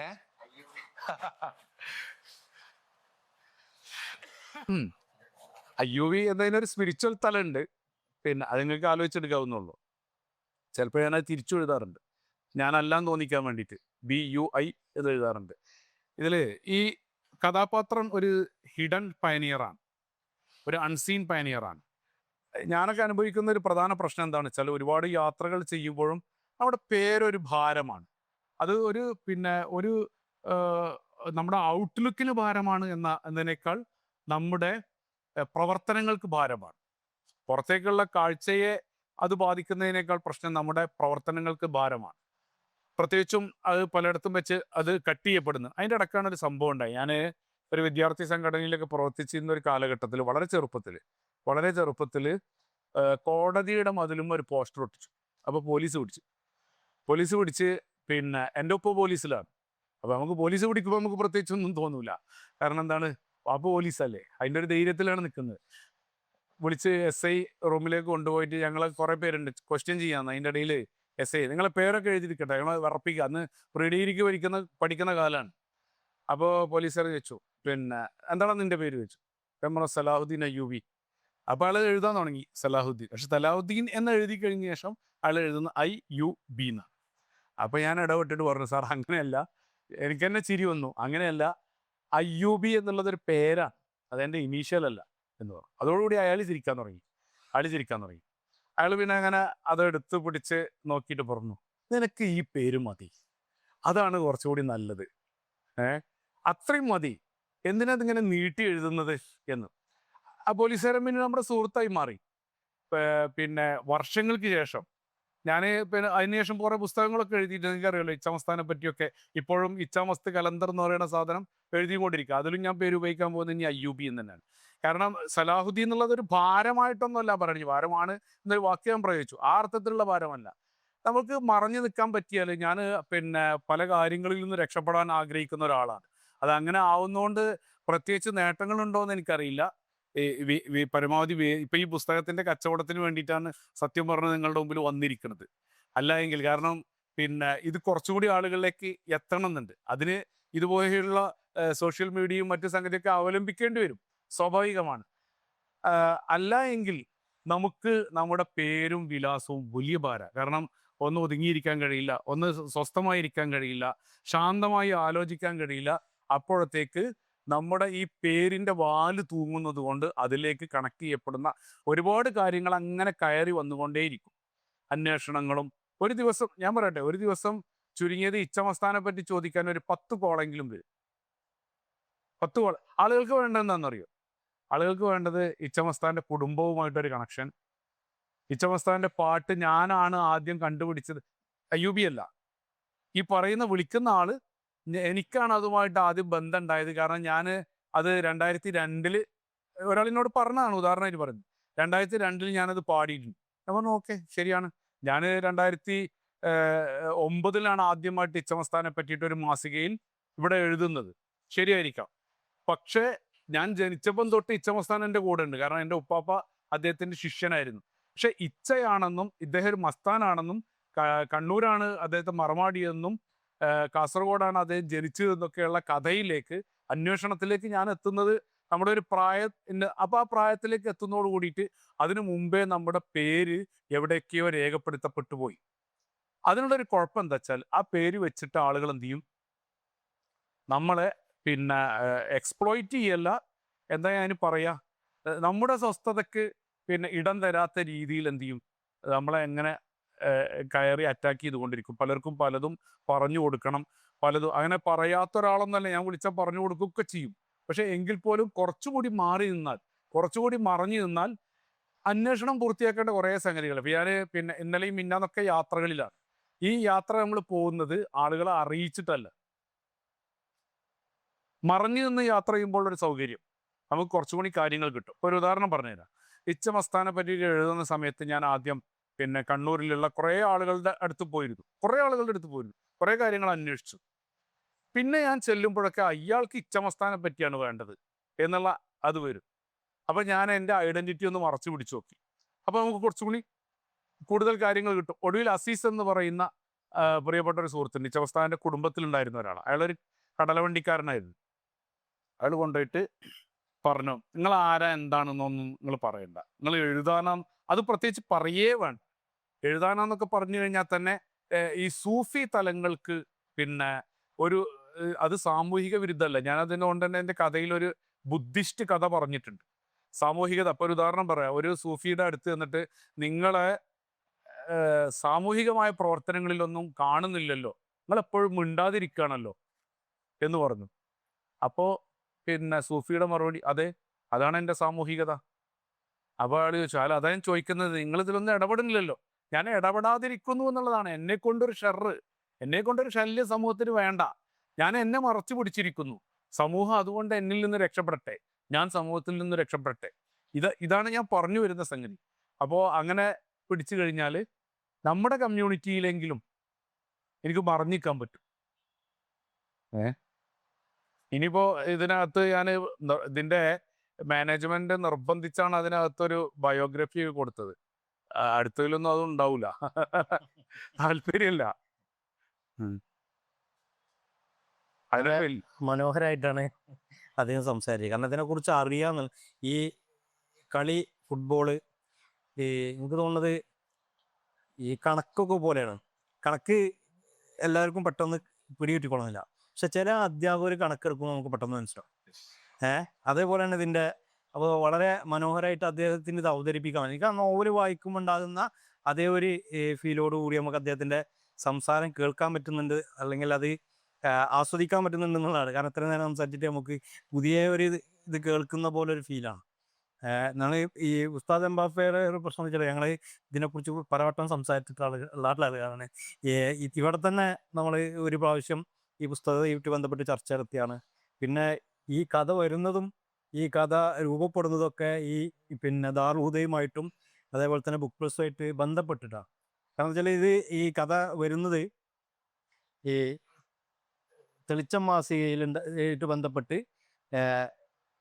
നമ്മളെ സുഹൃത്തായിട്ടുള്ള കവി മൊയ്തീൻ, എന്തൊരു മൊയ്തീനാ, അനസ് മൊയ്തീനാണ് എന്നോട് തെളിച്ചം മാസികയിലേക്ക് ഒരു കഥ വേണമെന്ന് പറയുന്നത്. അപ്പോൾ ഞാൻ ആ സൗഹൃദത്തിൻ്റെ പേരിൽ ഞാൻ അവരോട് പറയിക്കൂടെ നമുക്ക് നോക്കാം. പക്ഷെ പിന്നീട് എനിക്ക് ചോദിക്കുമ്പോഴൊന്നും കഥ കൊടുക്കാൻ പറ്റുന്നില്ല. അപ്പോൾ ആ സമയത്ത് ഒരു ഭാഷ എന്നോട് പറഞ്ഞപ്പോൾ ഞാൻ പറഞ്ഞു, ഞാൻ അടുത്ത ആഴ്ച എനിക്കൊരു കഥ തരാം. ആ സമയത്താണ് ഈ വേൾഡ് കപ്പ് കഴിഞ്ഞ് ആ സമയത്ത് എംബാപ്പയ്ക്കെതിരെ ഈ വംശീയ അധിക്ഷേപങ്ങളും ഇതൊക്കെ വന്നിട്ട് അതിൻ്റെ ഒരു അതുമായി ബന്ധപ്പെട്ട വാർത്തകളൊക്കെ നിറഞ്ഞു നിൽക്കുന്നൊരു സമയമാണ്. അപ്പോഴാണ് എനിക്ക് തോന്നി ഇത് എങ്ങനെ ഒരു കഥയിലേക്ക് കൊണ്ടുവരാൻ പറ്റുന്നുള്ളത്. അപ്പോൾ ഞാൻ കുറച്ച് കാലം ഈ മദ്രസ അധ്യാപകനായിട്ട് കോഴിക്കോട് മദ്രസ അധ്യാപകനായിട്ട് ജോലി ചെയ്തത്. ഞാൻ ഫൈൻ ആർട്സ് നേരത്തെ പറഞ്ഞു, ഞാൻ ഫൈൻ ആർട്സിന് പഠിക്കുന്ന സമയത്ത് കോഴിക്കോട് യൂണിവേഴ്സിറ്റി ആർട്സിൽ ഫൈൻ ആർട്സിന് പഠിക്കുന്ന സമയത്ത് എനിക്ക് താമസിക്കാൻ വേണ്ടിയിട്ടൊരു സംവിധാനം വേണം എന്നുള്ളതിലേക്ക് ഞാൻ പിന്നെ ഒരു മദ്രസയിൽ അധ്യാപകനായിട്ട് ജോലി ചെയ്തിട്ടുണ്ട്. അപ്പം അന്ന് എൻ്റെ കൂടെ ജോലി ചെയ്യുന്നൊരു ആളുണ്ട്, അയാൾ ഭയങ്കര പന്തുകളി ഭ്രാന്തനാണ്. വളരെ മനോഹരമായിട്ട് പന്തളിക്കും അയാൾ. പിന്നെ ആ നാട്ടിലുള്ള എല്ലാ ചെറുപ്പക്കാരും കൂടെ, ഞങ്ങൾക്കൊന്നും അത്ര ബന്ധങ്ങളില്ല, കാരണം ഈ ഫുട്ബോൾ കളിക്കുന്നതുകൊണ്ട് തന്നെ അത്തരം സൗഹൃദങ്ങൾ അയാൾക്ക് കൂടുതലാണ്. അയാളുടെ കൂടെ പോകും, അയാളുടെ കൂടെ അവർ ചാടിക്കും, ഇങ്ങനെയൊക്കെ ഒരു വലിയ വിപുലമായ സൗഹൃദം ഇതൊക്കെ ഉള്ളൊരു മനുഷ്യനാണ്. അപ്പോൾ ഞാൻ ഈ ഫുട്ബോളുമായിട്ട് കണക്ട് ചെയ്യാൻ എനിക്കെന്ന് വെച്ചാൽ ദാറുഹുദ എന്ന് ഇറങ്ങുന്നൊരു പുസ്തകമാണ്. അപ്പോൾ എനിക്ക് കുറച്ചും കൂടി നല്ലത് ഈ ഒരു മദ്രസ പശ്ചാത്തലത്തിലേക്ക് ഒരു കഥയെ കൊണ്ടുവന്നാണ്. അപ്പോൾ പക്ഷേ ഈ ഫുട്ബോൾ കളിക്കാരൻ ഞാൻ പറഞ്ഞു ഉസ്താദ് വളരെ സുന്ദരനായിട്ടുള്ള ഒരാളാണ്. അപ്പോൾ അയാളെ നമുക്ക് എംബാപ്പയായിട്ട് കണക്ട് ചെയ്യാൻ കഴിയില്ല. പക്ഷേ ഞാൻ ജോലി ചെയ്യുന്നത് കുറച്ച് മുമ്പ് ജോലി ചെയ്യുന്ന ഒരു സമയത്ത് ഒരു 2 വർഷത്തോളം ഞാനവിടെ 5 വർഷമാണ് ഞാനവിടെ ജോലി ചെയ്തിട്ടുള്ളത്. 2 വർഷം എൻ്റെ കൂടെ ഒരു അധ്യാപകൻ ഉണ്ടായിരുന്നു. ഈ അധ്യാപകൻ ഇതിൽ പറയുന്ന സാദിഖ് ഉസ്താദിൻ്റെ എല്ലാ പിന്നെ ശാരീരികമായിട്ടും അതേപോലെ തന്നെ നിറമൊക്കെ ആ രീതിയിലുള്ളൊരു മനുഷ്യനായിരുന്നു.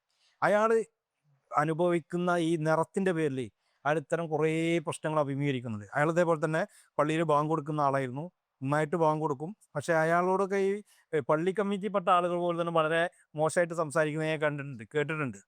കാരണം ഇങ്ങനെയാണ് അധിക്ഷേപിക്കുക എന്ന് വെച്ചാൽ പ്രത്യേകിച്ച് പള്ളിയിൽ മുക്രിപ്പണി എടുക്കുക എന്ന് പറഞ്ഞാൽ തന്നെ അതൊരു നമ്മളെ കാഴ്ച ശരിക്ക് നമ്മൾ അതാണ് ഞാൻ ആ സമയത്തൊക്കെ നമ്മൾ ബിലാൽ റിദ്വാനെ കുറിച്ച് പറയുന്നത്. അദ്ദേഹത്തിന് ബാങ്ക് കൊടുക്കും, നമ്മളത് വലിയൊരു വിപ്ലവമായിട്ടാണ് സംസാരിക്കാറ്. എന്ത് ഇത്രയും മനുഷ്യന്മാരുള്ള കൂട്ടത്തിൽ നിന്ന് ഒരു അടിമയായ ഒരാളെ കൊണ്ട് പ്രവാചകൻ ബാങ്ക് വിളിപ്പിച്ചു, അത് ഇസ്ലാം നടത്തുന്ന ഒരു വിപ്ലവമായിട്ടാണ് നമ്മൾ പറയുന്നത്. പക്ഷെ ആ ഒരു സംഗതി വെച്ചിട്ടാണ് നമ്മൾ ഇത്തരം ആളുകളെ ബാങ്ക് കൊടുക്കുന്ന ഒരാളെ അല്ലെങ്കിൽ പള്ളിയിൽ ഇത്തരം ജോലി ചെയ്യുന്ന ആളുകളോട് സമൂഹം ആ രീതിയിലാണ് നമ്മൾ പിന്നെ ഈ വംശീയമായ പ്രശ്നങ്ങൾ അല്ലെങ്കിൽ നിറത്തിന്റെ പേരിൽ ആളുകൾ അഭിമുഖീകരിക്കുന്ന പ്രശ്നങ്ങൾ, ജോലിയുടെ ഭാഗമായിട്ട് ആളുകൾ അഭിമുഖീകരിക്കുന്ന ഇത്തരം പ്രശ്നങ്ങൾ, ഇതൊക്കെ നമ്മളിതിനൊക്കെ എതിരാണ് എന്ന് പറയുമ്പോഴും ഇതിനൊക്കെ അപ്പുറം നമ്മൾ ചിന്തിക്കുന്നുണ്ട് എന്ന് നമ്മൾ പ്രസംഗിക്കുന്ന അല്ലെങ്കിൽ അത്തരം കാര്യങ്ങൾക്ക് നേതൃത്വം കൊടുക്കുന്ന ആളുകൾ പോലും നിങ്ങളുടെ ആളുകൂടെ ഇങ്ങനെയാണ് ഇടപഴകുക. അപ്പം അത് ഞാൻ കണ്ടിട്ടുള്ളതാണ്. അപ്പം അങ്ങനെയാണ് ഞാൻ തോന്നിയത് എനിക്ക് ഈ ഉസ്താദിനെ ഒരു പന്ത് കളിക്കാരനായ ഉസ്താദാക്കി മാറ്റി കഴിഞ്ഞാൽ എങ്ങനെ ഉണ്ടാവും എന്നുള്ള നിലക്കാണ് ഞാൻ ആ കഥ അങ്ങനെ എഴുതുന്നത്. നല്ല ഫ്രെയിം ആയിട്ടുണ്ട്. അപ്പം അങ്ങനെയാണ് അതിലേക്ക് വരുന്നത്. കാരണം ഈ പിന്നെ ഞാൻ ജനിച്ചു വളർന്നത് കാളികാവ് ഉദിരംപോയിലാണ്. ഇപ്പൊ കാളികാവ് എന്ന് പറയുന്നത് ഫുട്ബോളിന്റെ വലിയൊരു ഇതവിടെ വളരെ പ്രശസ്തമായ ക്ലബ്ബുകളൊക്കെ, എഫ് സി കാളികാവ്. പിന്നെ എൻ്റെ നാട്ടിലുണ്ട് മോർണിംഗ് സ്റ്റാർ എന്ന് പറഞ്ഞിട്ട്, അവരൊക്കെ നന്നായിട്ട് കളിക്കുന്ന ഇതാണ്. ഇപ്പൊ ഞങ്ങളുടെ നാട്ടിൽ കുറെ ക്ലബ്ബുകൾ ഉണ്ടായിരുന്നു, ജിംഖാന ക്ലബ്ബ്, മോർണിംഗ് സ്റ്റാർ, ഇങ്ങനെ കുറെ ക്ലബ്ബുകൾ ഉണ്ടായിരുന്നു. ഇപ്പോൾ ഒരു ക്ലബ്ബേ നിലവിലുള്ളൂ. പക്ഷേ ഇദ്ദേഹം പറഞ്ഞ പോലെ തന്നെ നാട്ടിൽ ഏറ്റവും പ്രധാനമായിട്ടുള്ളത് ഒരു ഗ്രൗണ്ടാണ്. ഞങ്ങളുടെ നാട്ടിൽ നല്ല ലൈബ്രറി ഇല്ല, പക്ഷേ നല്ലൊരു ഒരു കുട്ടികൾക്ക് കളിക്കാൻ പറ്റുന്ന വിപുലമായ രീതിയിൽ കളിക്കാൻ പറ്റിയ വലിയൊരു സ്റ്റേഡിയം ഉണ്ട്. അപ്പോൾ അവിടെ നടക്കുന്ന മത്സരങ്ങൾ എന്നുവെച്ചാൽ കൂട്ടായ്മ എന്ന് പറയുന്നത് ഇത്തരം ക്ലബ്ബുകളും അതേപോലെ തന്നെ കളിയിടങ്ങളും കൂട്ടായിട്ട് ആളുകൾ വന്നിരിക്കാനുള്ള സൗകര്യങ്ങളും ഇന്ന് രാഷ്ട്രീയമായിട്ട് തന്നെ രാഷ്ട്രീയ ഇടപെടലുകൾക്ക് നമ്മുടെ ഉത്തരവാദിത്തമായിട്ട് നിർവഹിക്കേണ്ട ഒരു സംഗതിയായിട്ട് മാറി. കാരണം ഇന്നത്തെ രാഷ്ട്രീയ പശ്ചാത്തലത്തിൽ ഇപ്പോൾ ചില ആളുകളൊക്കെ ഈ പുതിയ അധികാരത്തിൽ വരുന്ന ആളുകളൊക്കെ പറഞ്ഞു നമുക്ക് നാട്ടിൽ ഗ്രൗണ്ട് അത്യാവശ്യമാണ്. ഈ ഗ്രൗണ്ട് അത്യാവശ്യം എന്ന് പറയുന്നത് കുട്ടികളെ പ്രീതിപ്പെടുത്തുക എന്നുള്ളത് മാത്രമല്ല, പക്ഷെ അതിൻ്റെ അപ്പുറത്തേക്ക് ഇതിൻ്റെ രാഷ്ട്രീയ സാഹചര്യം ഉണ്ട് എന്നുള്ളത് അദ്ദേഹം സംസാരിച്ചതിൽ നമുക്ക് മനസ്സിലായി. അപ്പോൾ ഞാൻ ഇതേപോലെ ചെറുപ്പത്തിൽ എനിക്ക് നാട്ടിൽ എല്ലാവരും നന്നായിട്ട് കളിക്കുന്ന ആളുകൾ, നമ്മളെ ഈ കണ്ടംകളി എന്ന് പറയല്ലേ, ഇപ്പം നമ്മൾ ഈ കണ്ടംകളി എന്ന് പറഞ്ഞാൽ സാധാരണ ക്രിക്കറ്റാണ് പറയുന്നത്. നമ്മൾ പന്താണെങ്കിൽ കെട്ടുപന്താണ്, നമ്മൾ തന്നെ കെട്ടിയുണ്ടാക്കുന്ന പന്ത്. അപ്പോൾ ഈ പന്ത് കെട്ടി ഉണ്ടാക്കിയിട്ട് ഞങ്ങളെ വീടിൻ്റെ അടുത്ത് തന്നെ വലിയൊരു കുളമുണ്ട്. ആ കുളം മഴക്കാലമായി കഴിഞ്ഞാൽ വെള്ളമായിരിക്കും, മഴ പോയി കഴിഞ്ഞാൽ പിന്നെ നമ്മൾ കളിസ്ഥലമാണ്. അപ്പോൾ അവിടെ ഫുട്ബോൾ കളിക്കുന്ന കുട്ടികൾ, ചുറ്റുഭാഗത്ത് പറമ്പുകൾ, എല്ലായിടത്തും ഇതേപോലെ കളിസ്ഥലങ്ങളുണ്ടായിരുന്നു. പക്ഷെ എനിക്ക് ഈ കളിയിൽ വലിയ താല്പര്യം, ഞാൻ അദ്ദേഹം പറഞ്ഞത് ഞാൻ ഭയങ്കര അന്തർമുഖനായിരുന്നു. ഞാൻ ഇങ്ങനെ പുറത്തിറങ്ങാതെ വീടിനുള്ളിലിരിക്കുക, പുസ്തകം വായിക്കുക, ചിത്രം വരയ്ക്കുക, ഇങ്ങനെ ഒരു ഇതായിരുന്നു. പക്ഷേ നമ്മളെ കൂട്ടുകാരൊക്കെ ഗ്രൗണ്ടിലാണ്. ഇപ്പോൾ ഞാൻ ചില സമയത്ത് ഇങ്ങനെ കളി കാണാൻ വേണ്ടിയൊക്കെ പോയിരിക്കുമ്പോൾ അവരെന്നെ കളിക്കാൻ കൂട്ടി കഴിഞ്ഞാൽ എനിക്ക് ഇവരെ കൂടെ ഓടിയെത്താൻ കഴിയാത്തതുകൊണ്ട് അപ്പോൾ എനിക്ക് തോന്നി ഇവരെ കൂടെ തന്നെ എനിക്ക് ഓടിയെത്താൻ കഴിയില്ല. അപ്പം ഞാൻ എന്ത് ചെയ്തു വെച്ചാൽ ഞാൻ ടീം മാനേജറായിട്ട് കളിക്ക് ആളെ സംഘടിപ്പിക്കുക, അവർക്ക് ചെറിയ ഇത് നമ്മളൊരു നോട്ട് പുസ്തകത്തിൽ ആളുകളിൽ നിന്ന് ചെറിയ പൈസ കളക്ട് ചെയ്തിട്ട് ഈ കളിക്കുന്ന ആളുകൾക്ക് സോഡ വാങ്ങിക്കൊടുക്കുക, ഇതൊക്കെയാണ് എൻ്റെ പരിപാടി. അപ്പോൾ അങ്ങനെയൊക്കെയാണ് അതൊക്കെ നമ്മളൊരു എന്ന് വെച്ചാൽ നമ്മുടെ ജീവിതത്തിൻ്റെ ഭാഗമായിട്ട് ഫുട്ബോൾ മാറുന്നത് അങ്ങനെയൊക്കെയാണ്. അതുകൊണ്ടാണ് എനിക്ക് ഈ അങ്ങനെ ഒരു ജീവിത പശ്ചാത്തലം ഉള്ളത് കൊണ്ടാണ് ഞാൻ കളിയിൽ മിടുക്കനല്ലെങ്കിലും ഇത്തരം എനിക്ക് സ്വന്തമായിട്ടൊരു ഒരു ടീം ഉണ്ടായിരുന്നു. ഞാൻ ആ ടീമായിട്ട് നമ്മൾ നാട്ടിൻ പുറത്ത് ചെറിയ ഈ കുട്ടികളെ മത്സരങ്ങളൊക്കെ ഉണ്ടാവും. നമ്മളന്ന് 15 രൂപയാണ് ഒരാൾക്ക് ഒരു ടീമിന് കളിക്കാൻ വേണ്ടത്. 15 രൂപയൊക്കെ ഞാൻ പിരിവെടുത്തിട്ടാണ് കൊടുക്കുക. അപ്പം അങ്ങനെ ഈ നാട്ടിൻ പുറത്തെ ഇത്തരം മത്സരങ്ങളൊക്കെ എൻ്റെ ടീമായിട്ട് ഞാൻ പോവും, എന്നിട്ട് അവിടെ കളിക്കുക, ഇതൊക്കെ അങ്ങനെയൊക്കെ ഉള്ളൊരു പരിപാടി ഉണ്ടായിരുന്നുള്ളൂ. പക്ഷെ അത് അതേപോലെ തന്നെയാണ് നമ്മളെ നാട്ടിലെ ഇത്തരം കുറേ മനുഷ്യന്മാർ ഈ കളിക്കുന്ന. ഇപ്പം എൻ്റെ നാട്ടിലുണ്ടായിരുന്ന ഈ ഫുട്ബോൾ കളിക്കുന്ന ആളുകൾ, ഇപ്പോൾ ഇദ്ദേഹത്തിൻ്റെ ഈ പുസ്തകം വായിക്കുമ്പോൾ ദർവീശികൾ എന്ന് പറയുമ്പോൾ നമുക്ക് ഓർമ്മ വരുന്ന ഒരുപാട് കഥാപാത്രങ്ങൾ നമ്മളെ നാട്ടിൻ പുറത്തുണ്ട്. അപ്പോൾ ഈ പുസ്തകം വായിക്കുമ്പോൾ നമ്മൾ സ്വാഭാവികമായിട്ടും ഇതിൽ കേരളം അല്ലെങ്കിൽ മലബാർ ഇല്ലെങ്കിലും നമ്മൾ കേരളത്തിലൂടെയും മലബാറിലൂടെയും നടന്നു പോകുന്ന ഒരു പശ്ചാത്തലം നമുക്ക് അതിന് വായിച്ചെടുക്കാൻ പറ്റുന്നത്. കാരണം അത് വായിക്കുമ്പോൾ നമ്മൾ നേരത്തെ അങ്ങോട്ടാണ്. ദർവീശിനെ കുറിച്ച് പറയുമ്പോൾ നമ്മുടെ മനസ്സിലുള്ള ഒരുപാട് ദർവീശികൾ, ഇത്തരം ഫുട്ബോൾ ഭ്രാന്തുമായി നടന്ന ഒരുപാട് മനുഷ്യന്മാർ. ഇപ്പം എൻ്റെ നാട്ടിൽ 2 ആളുകൾ കുറേ ആളുകൾ മരിച്ചു പോയിട്ടുണ്ട്. പക്ഷേ ഞങ്ങളുടെ നാട്ടിൽ ഇപ്പോഴും ഓർക്കപ്പെടുന്ന രണ്ടാളുകളുള്ളത് അവർ ഫുട്ബോൾ കളിക്കാരായിരുന്നു എന്നുള്ളത് കൊണ്ട് മാത്രമാണ്. അവരുടെ പേരിൽ പിന്നെ എല്ലാ വർഷവും ഫുട്ബോൾ മത്സരം നടത്താറുണ്ട്. അപ്പോൾ അത് പിന്നെ ഈ കളി എന്നത് മറ്റുള്ള കാര്യങ്ങളൊന്നും അപ്പുറമായിട്ട്, കാരണം ഞങ്ങൾ ഈ രാഷ്ട്രീയപരമായിട്ട് ഈ വലിയ വിപ്ലവങ്ങൾ നടത്തി അല്ലെങ്കിൽ ആ രീതിയിലൊക്കെ ഇടപെട്ട നമ്മൾ സഖാവ് കുഞ്ഞാലിയെ പോലും ആ രീതിയിൽ ആളുകൾ ഓർക്കപ്പെടുന്നൊന്നുമില്ല. പക്ഷേ സഖാവ് കുഞ്ഞാലിയുടെ നാടാണ്. പക്ഷെ അവിടെയുള്ള ഫുട്ബോൾ കളിക്കാരെ ഇപ്പോഴും ആളുകൾ അനുസ്മരിക്കുന്നു. അവരെ വർഷം തോറും അവരുടെ പേരിൽ ഫുട്ബോൾ മത്സരങ്ങൾ നടത്തുന്നു. ഇതൊക്കെ എന്ന് വെച്ചാൽ ആളുകൾ അത്രയധികം സ്വാധീനിച്ചിരുന്നു എന്നുള്ളതാണ്. അപ്പോൾ അത് ഇപ്പോഴത്തെ കാലത്ത് ഇതിലൊക്കെ മാറ്റം വന്നിട്ടുണ്ട്. കളിയിടങ്ങൾ പോലും പിന്നെ നേരത്തെ പറഞ്ഞ പോലെ സ്കൂളുകൾ മാറിയതുപോലെ തന്നെ കളിയിടങ്ങൾ പോലും ജാതിയുടെയും മതത്തിൻ്റെയൊക്കെ പേരിൽ പ്രത്യേകം കളിയിടങ്ങളിലേക്ക് മാറി. അതിൻ്റെ അന്തസത്ത മാറുന്ന രൂപത്തിൽ എന്ന് വെച്ചാൽ ഇതുകൊണ്ടുണ്ടാകേണ്ട ഒരു കളി എന്ന് പറയുന്നത് വെറും ഒരു കളിയല്ല. അതിനപ്പുറം ഈ മനുഷ്യന്മാർ തമ്മിലുള്ള ഒരു കൂട്ടായ്മയും സഹകരണ മനോഭാവവും അവർ തമ്മിലുള്ള ഒരു ആത്മബന്ധമൊക്കെ ഈ കളിയിൽ രൂപപ്പെടുന്നുണ്ട്. ചിലപ്പോൾ കുട്ടിക്കാലത്ത് നമ്മുടെ സൗഹൃദങ്ങളൊക്കെ പരിശോധിച്ചാൽ നമുക്കറിയാൻ പറ്റും. നമ്മൾ ഏറ്റവും കൂടുതൽ പിന്നെ കളിക്കാൻ വേണ്ടി കൂടെ കൂടിയ ആളുകളാണ് നമ്മുടെ ഏറ്റവും വലിയ സുഹൃത്തുക്കൾ. നമ്മളെ കൂടെ പഠിച്ച ആളുകളല്ല. നമ്മളെ കൂടെ അല്ലെങ്കിൽ നമ്മളെ കൂടെ വേറെ എന്തെങ്കിലും യാത്ര പോയ ആളുകളുണ്ട്. പക്ഷെ നമ്മളെ കൂടെ കളിച്ച ആളുകളെ നമ്മളിപ്പോഴും നമ്മുടെ ആത്മസുഹൃത്തായിട്ടാണ് നമ്മൾ കാണുന്നത്.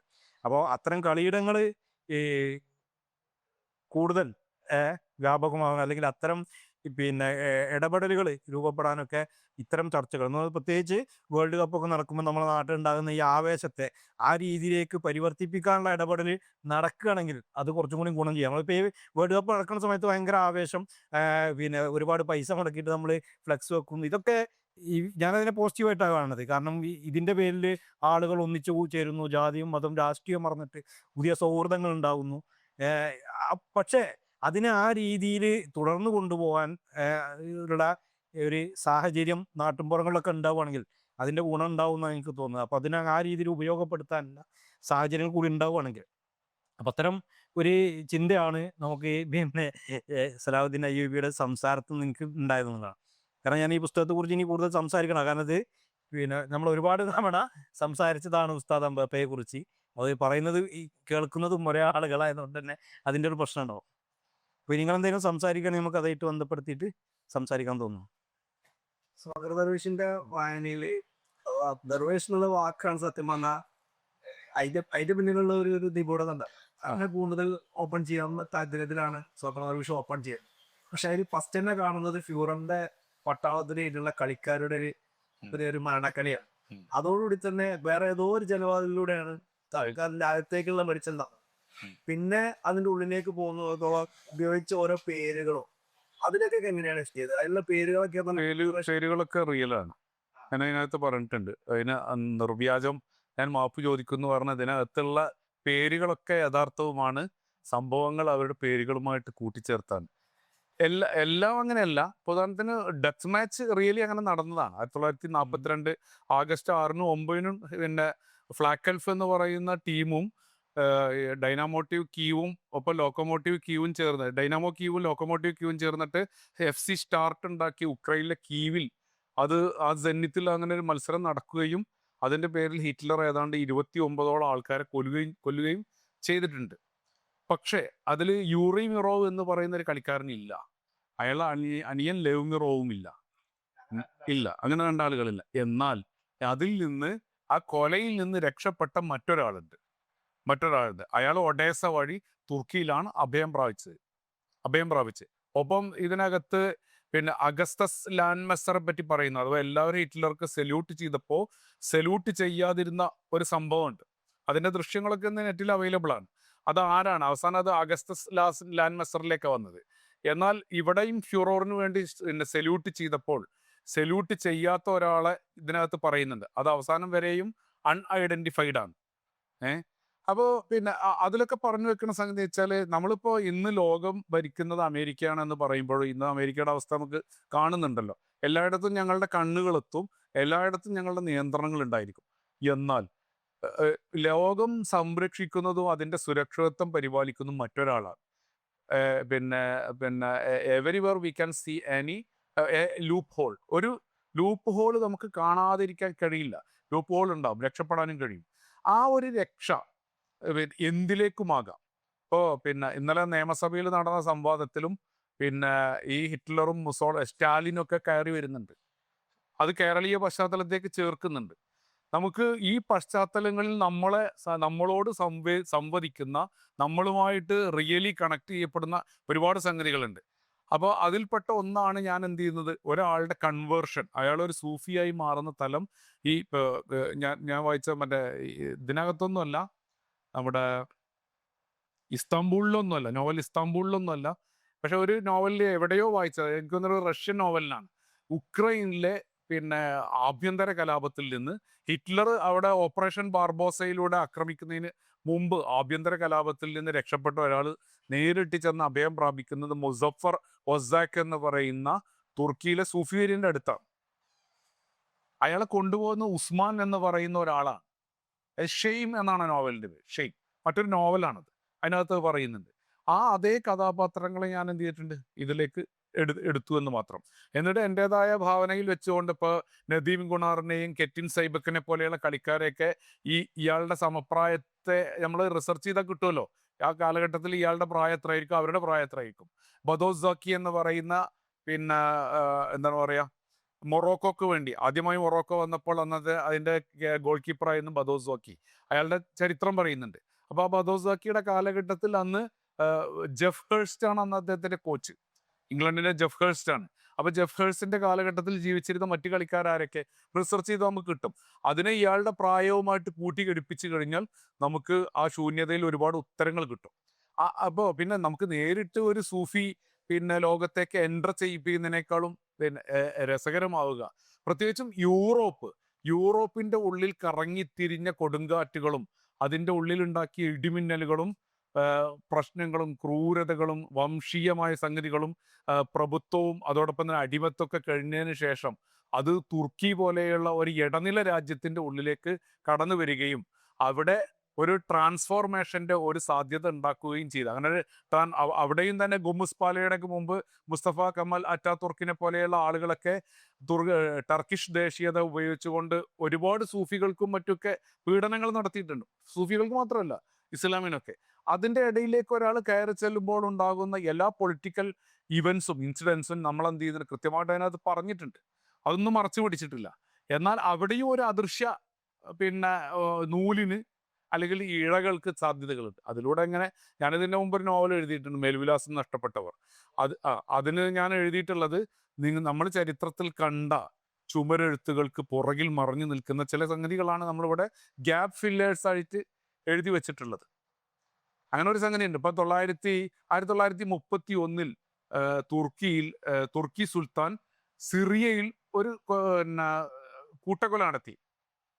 6 പേരെ തൂക്കിക്കൊന്നു. ബട്ട് ആരാണ് ആ 6 ആളുകൾ? ആ 6 പേര് ആരാണ്? അപ്പോഴൊക്കെ നമ്മളൊരു കഥാപാത്രത്തെ ഉണ്ടാക്കുകയാണ്. നമ്മുടെ ഒരു കഥാപാത്രവും ആ തൂക്കിക്കൊല്ലപ്പെട്ട അതിലൊരാളായിരുന്നു എന്നെഴുതുമ്പോൾ അത് റിയൽ ആയിക്കൊള്ളണമെന്നില്ല. നിങ്ങൾ ചോദിച്ച ചോദ്യം അങ്ങനെ തന്നെയല്ലേ ഉദ്ദേശിച്ചത്? പേരുകള് പേരുകളൊക്കെ റിയൽ ആയിട്ടുള്ള കഥാപാത്രങ്ങൾ. ഇപ്പോൾ ഉദാഹരണത്തിന് ഈ ഡോക്ടർ ഒലീന ഹോർബാക്ക് ഒരു ഉക്രൈനിയൻ സയന്റിസ്റ്റാണ്, ആന്ത്രപ്പോളജിസ്റ്റാണ്. അവർ ഫുട്ബോൾ കളിച്ചു. അതിൽ കുറച്ച് മാറ്റങ്ങൾ വരുത്തിയിട്ട്, അതുപോലെ തന്നെ ഇവാൻ ക്ലമങ്കോ എന്ന് പറയുന്ന കക്ഷി പിന്നെ അവിടെ ഗ്രൗണ്ടിന്റെ പരിപാലകനായിരുന്നു. അത് റിയലാണ്. അവിടെ കളിച്ച പിന്നെ കൊറോട്ടിക്കിനെ പോലെയുള്ള ആളുകൾ, പിന്നെ കിൽമങ്കോയെ പോലെയുള്ള ആളുകൾ അന്ന് പിന്നെ FC സ്റ്റാർട്ടിൽ കളിച്ചിരുന്ന റിയൽ കളിക്കാരായിരുന്നു. പക്ഷെ യൂറിമിറോവും ലെവ്മിറോവും ഇല്ല. പിന്നെ നമ്മുടെ ഗ്രിഗറി ഫെഡോട്ടോവും ഇല്ല. ഒരു കാര്യം കൂടി പറയട്ടെ, അത് എഴുതാൻ കാരണമായൊരു കാര്യമാണ്. അൻവർ NK എന്ന് പറയുന്ന ഒരു വിദ്യാർത്ഥി നമ്മൾ പരാമർശിക്കേണ്ട ഒരാളാണ്. അയാൾ നിലവിൽ മുംബൈ IIT റിസർച്ച് ചെയ്തുകൊണ്ടിരിക്കുക. അയാളുടെ റിസർച്ച് പിന്നെ സബ്ജക്റ്റ് ഫുട്ബോളാണ്. ഫുട്ബോളിൻ്റെ യഥാർത്ഥ ടൈറ്റിൽ എന്താ എനിക്കറിയില്ല, പക്ഷേ ഫുട്ബോളും ആന്ത്രപ്പോളജിയും ഒക്കെ വരുന്നുണ്ട്. ഈ മനുഷ്യൻ ഞാനിതുവരെ ഞങ്ങൾ കണ്ടിട്ടില്ല. കാരണം കാണാൻ നിശ്ചയിച്ച സമയത്ത് ഒന്ന് ഞാൻ അസുഖമായിട്ട് കിടക്കുകയായിരുന്നു, 2 കോവിഡ് ആയിരുന്നു. ആ കോവിഡിൻ്റെ സിറ്റുവേഷനിൽ പുള്ളി എന്നെ വിളിച്ച്, മലപ്പുറത്തുള്ള ഒരു സുഹൃത്ത് നമ്പർ കൊടുത്ത് എന്നെ വിളിച്ചിട്ട് ചോദിച്ചു, വളരെ ഡയറക്റ്റ് അറ്റാക്കാണ് സാറേ, ഈ പിന്നെ ഫുട്ബോളും സൂഫിസവും തമ്മിൽ എന്താണ് ബന്ധമുള്ളത് എന്ന് ചോദിച്ചു.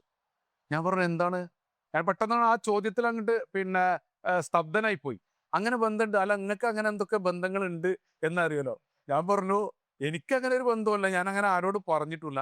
ഞാൻ ഫുട്ബോൾ കളിച്ചിട്ടുണ്ട്, സൂഫിസത്തുമായിട്ട് എനിക്ക് ചെറിയൊരു കണക്ഷനുണ്ട്, അതല്ലാതെ വേറൊന്നും എനിക്ക് പറയാൻ കഴിയില്ല. അങ്ങനെ ആ പയ്യൻ വിളിച്ചു വെച്ച ദിവസം രാത്രി ഞാൻ ആലോചിച്ചു. അപ്പോൾ എപ്പോഴും ഞാൻ ചെയ്യുന്ന, ഇന്നും ഇന്നലെയൊക്കെ മഴയായതുകൊണ്ട്, പക്ഷെ മിഞ്ഞാന്നും ഞാനൊരു യാത്ര കഴിഞ്ഞ് വരുമ്പോൾ എൻ്റെ അനിയൻ്റെ മോനെ ഒരു ഫുട്ബോളുമായിട്ട് വരികയാണ്. ചെറിയ കുട്ടിയാ, 3 വയസ്സാ. അപ്പൊ ഞാൻ ചെയ്യുന്നത് അതിന് വേഗം എടുത്ത് സ്പിൻ ചെയ്യുക. അപ്പൊ ആ കാലത്ത് എൻ്റെ മനസ്സിൽ വന്നൊരു വാചകമുണ്ട്, എനിക്കൊരു ബോൾ മാത്രം തരൂ, ഞാൻ എന്നോടൊന്ന് കളിച്ചിരിക്കട്ടെ. കാരണം ഇതൊരു എക്സ്റ്റസി, ഒരു സെൽഫ് എക്സ്റ്റസിയുടെ ഒരു തല ഫുട്ബോളിനുണ്ട്. ഇപ്പോൾ ഇന്നലെ ഏതൊരു വീഡിയോയിൽ വാർത്തയിൽ കണ്ടു, കയ്യിൽ എന്ത് കിട്ടിയാലും കറക്കുന്ന ഒരു മകൻ. അമ്മ പറ, ചീനച്ചട്ടി വരെ അവനെ എന്ത് ചെയ്യുന്നുണ്ട്, പുസ്തകത്തിൽ നിന്ന് തുടങ്ങിയതാ, കറക്കുന്നുണ്ട്. ഈ ജിഗ്ലിംഗ് എന്ന് പറയുന്ന ഒരു ആർട്ട്, ഒരു കല ഉണ്ടായത് അങ്ങനെ തന്നെ ഫുട്ബോളിൽ നിന്ന്. ഫുട്ബോളിന് മാത്രമേ പ്രത്യേകം. ഇപ്പോൾ നേരത്തെ മുഖ്താർ പറഞ്ഞൊരു സംഗതി ഉണ്ട്, ഗണിതശാസ്ത്രത്തിന്റെ ജാമിതിയുടെ എല്ലാ തലങ്ങളും ഫുട്ബോൾ. സത്യമാണ് പറഞ്ഞത്, ഫിലോസഫിയ. അതാണ് ആര്, യോഹാൻ ക്രൈഫ്. യോഹാൻ ക്രൈഫ് അയാൾ ജീവിച്ചിരുന്നത് ഹോളണ്ടിൽ. നിങ്ങൾക്ക് അറിയോ, ഹോളണ്ടിലെ പാൾ എർദോഷ് എന്ന് പറയുന്ന ലോകപ്രസിദ്ധനായ ഗണിത ശാസ്ത്രജ്ഞൻ ഉണ്ടായിരുന്നു. നമ്മുടെ ഫ്രാൻസിസ് ടിക്കോര അത് വരുന്നുണ്ട്, പാൾ എർദോഷ്. ശകുന്തള ദേവിയൊക്കെ നമ്മുടെ നാട്ടിൽ പ്രത്യക്ഷപ്പെടുന്നതിന് മുമ്പ് ലോകത്ത് ഗണിതശാസ്ത്രത്തിൽ ഏറ്റവും വലിയ ഒരു അത്ഭുത ജീനിയസ് ആയിട്ടുണ്ടായിരുന്ന ഒരാളാണ്. ഇസബെല്ലയെ പോലെയൊക്കെയുള്ള ജീവിച്ച ഒരാളാണ് പാൾ എർദോഷ്, ഹോളണ്ടുകാരനാണ്. ഹോളണ്ടിലെ ഒരു കുന്നിൻ പുറത്ത് ആരും തൻ്റെ വീട്ടിൽ വരാതിരിക്കാൻ വേണ്ടി അയാൾ സകല വാതിലുകളും വഴികളും കൊട്ടിയടച്ചൊരു കുന്നിൻ്റെ മുകളിൽ ഒറ്റക്കാണ് അദ്ദേഹം അവസാന കാലത്ത് കഴിഞ്ഞുകൂടിയത്. Like a Sufi saint. അയാൾ ഒരു എത്തിസ്റ്റ് ആയിരുന്നു എന്നുള്ളത് വേറെ കാര്യം.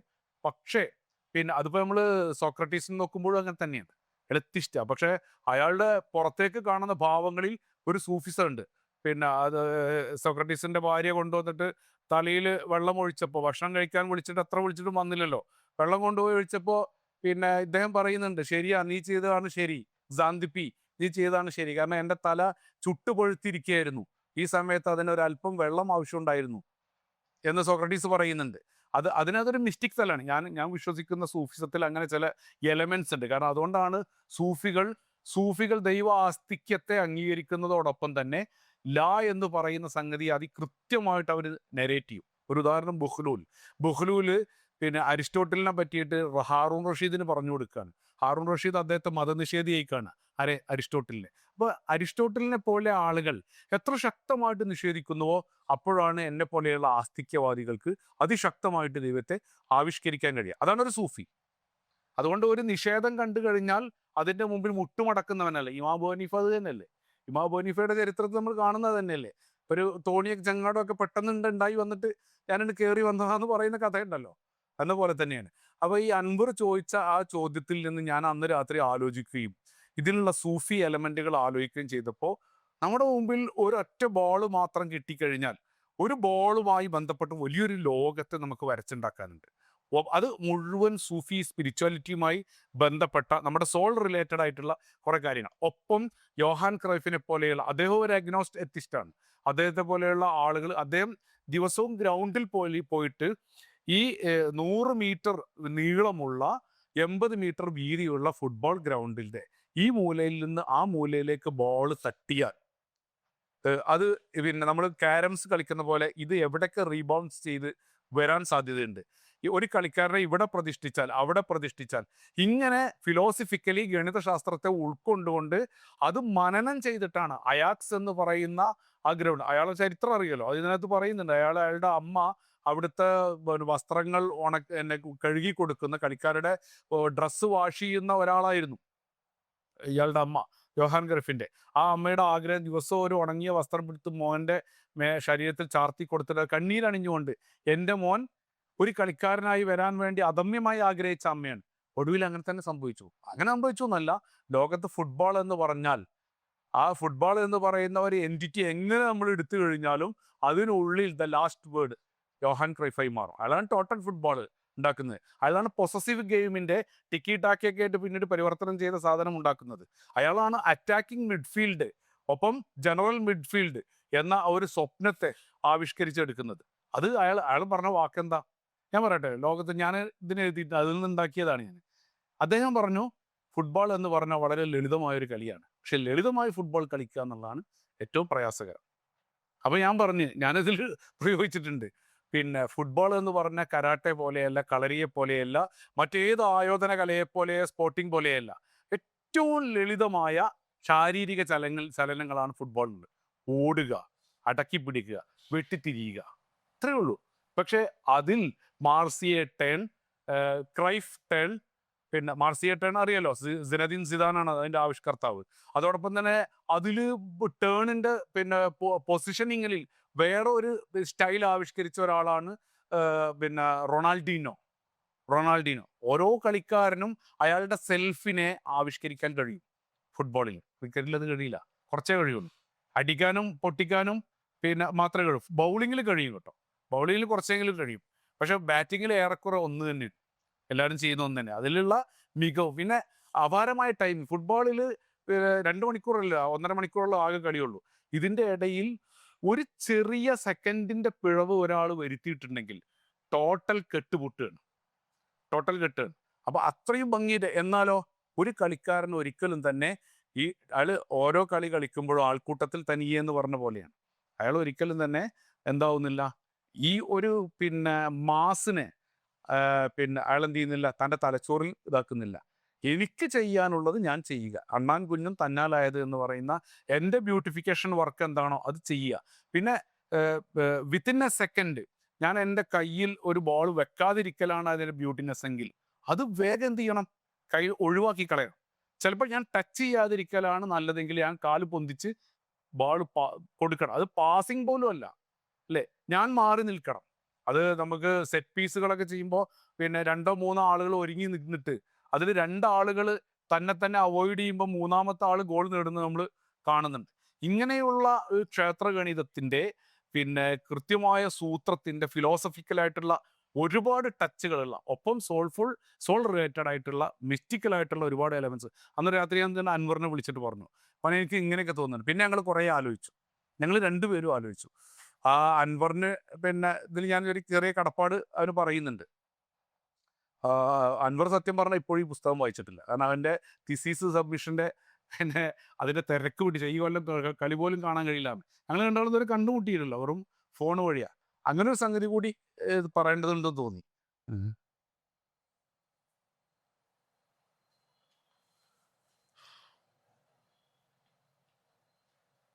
തന്നെ ഏറ്റെടുത്ത ഇപ്പോൾ പരതാരൻ പുസ്തകത്തിൻ്റെ ആവത്തിൽ വാഷിംഗ് ടു ഹാമർ കഥകള് പൊളിറ്റിക്കലാണെന്ന് പറയും. ഓ ഞാൻ പിന്നെ ആ പുസ്തകം മൊത്തം വായിച്ചപ്പോൾ ഓരോ കഥകളും ഞാൻ പൊളിറ്റിക്സ് തപ്പി വെച്ചു.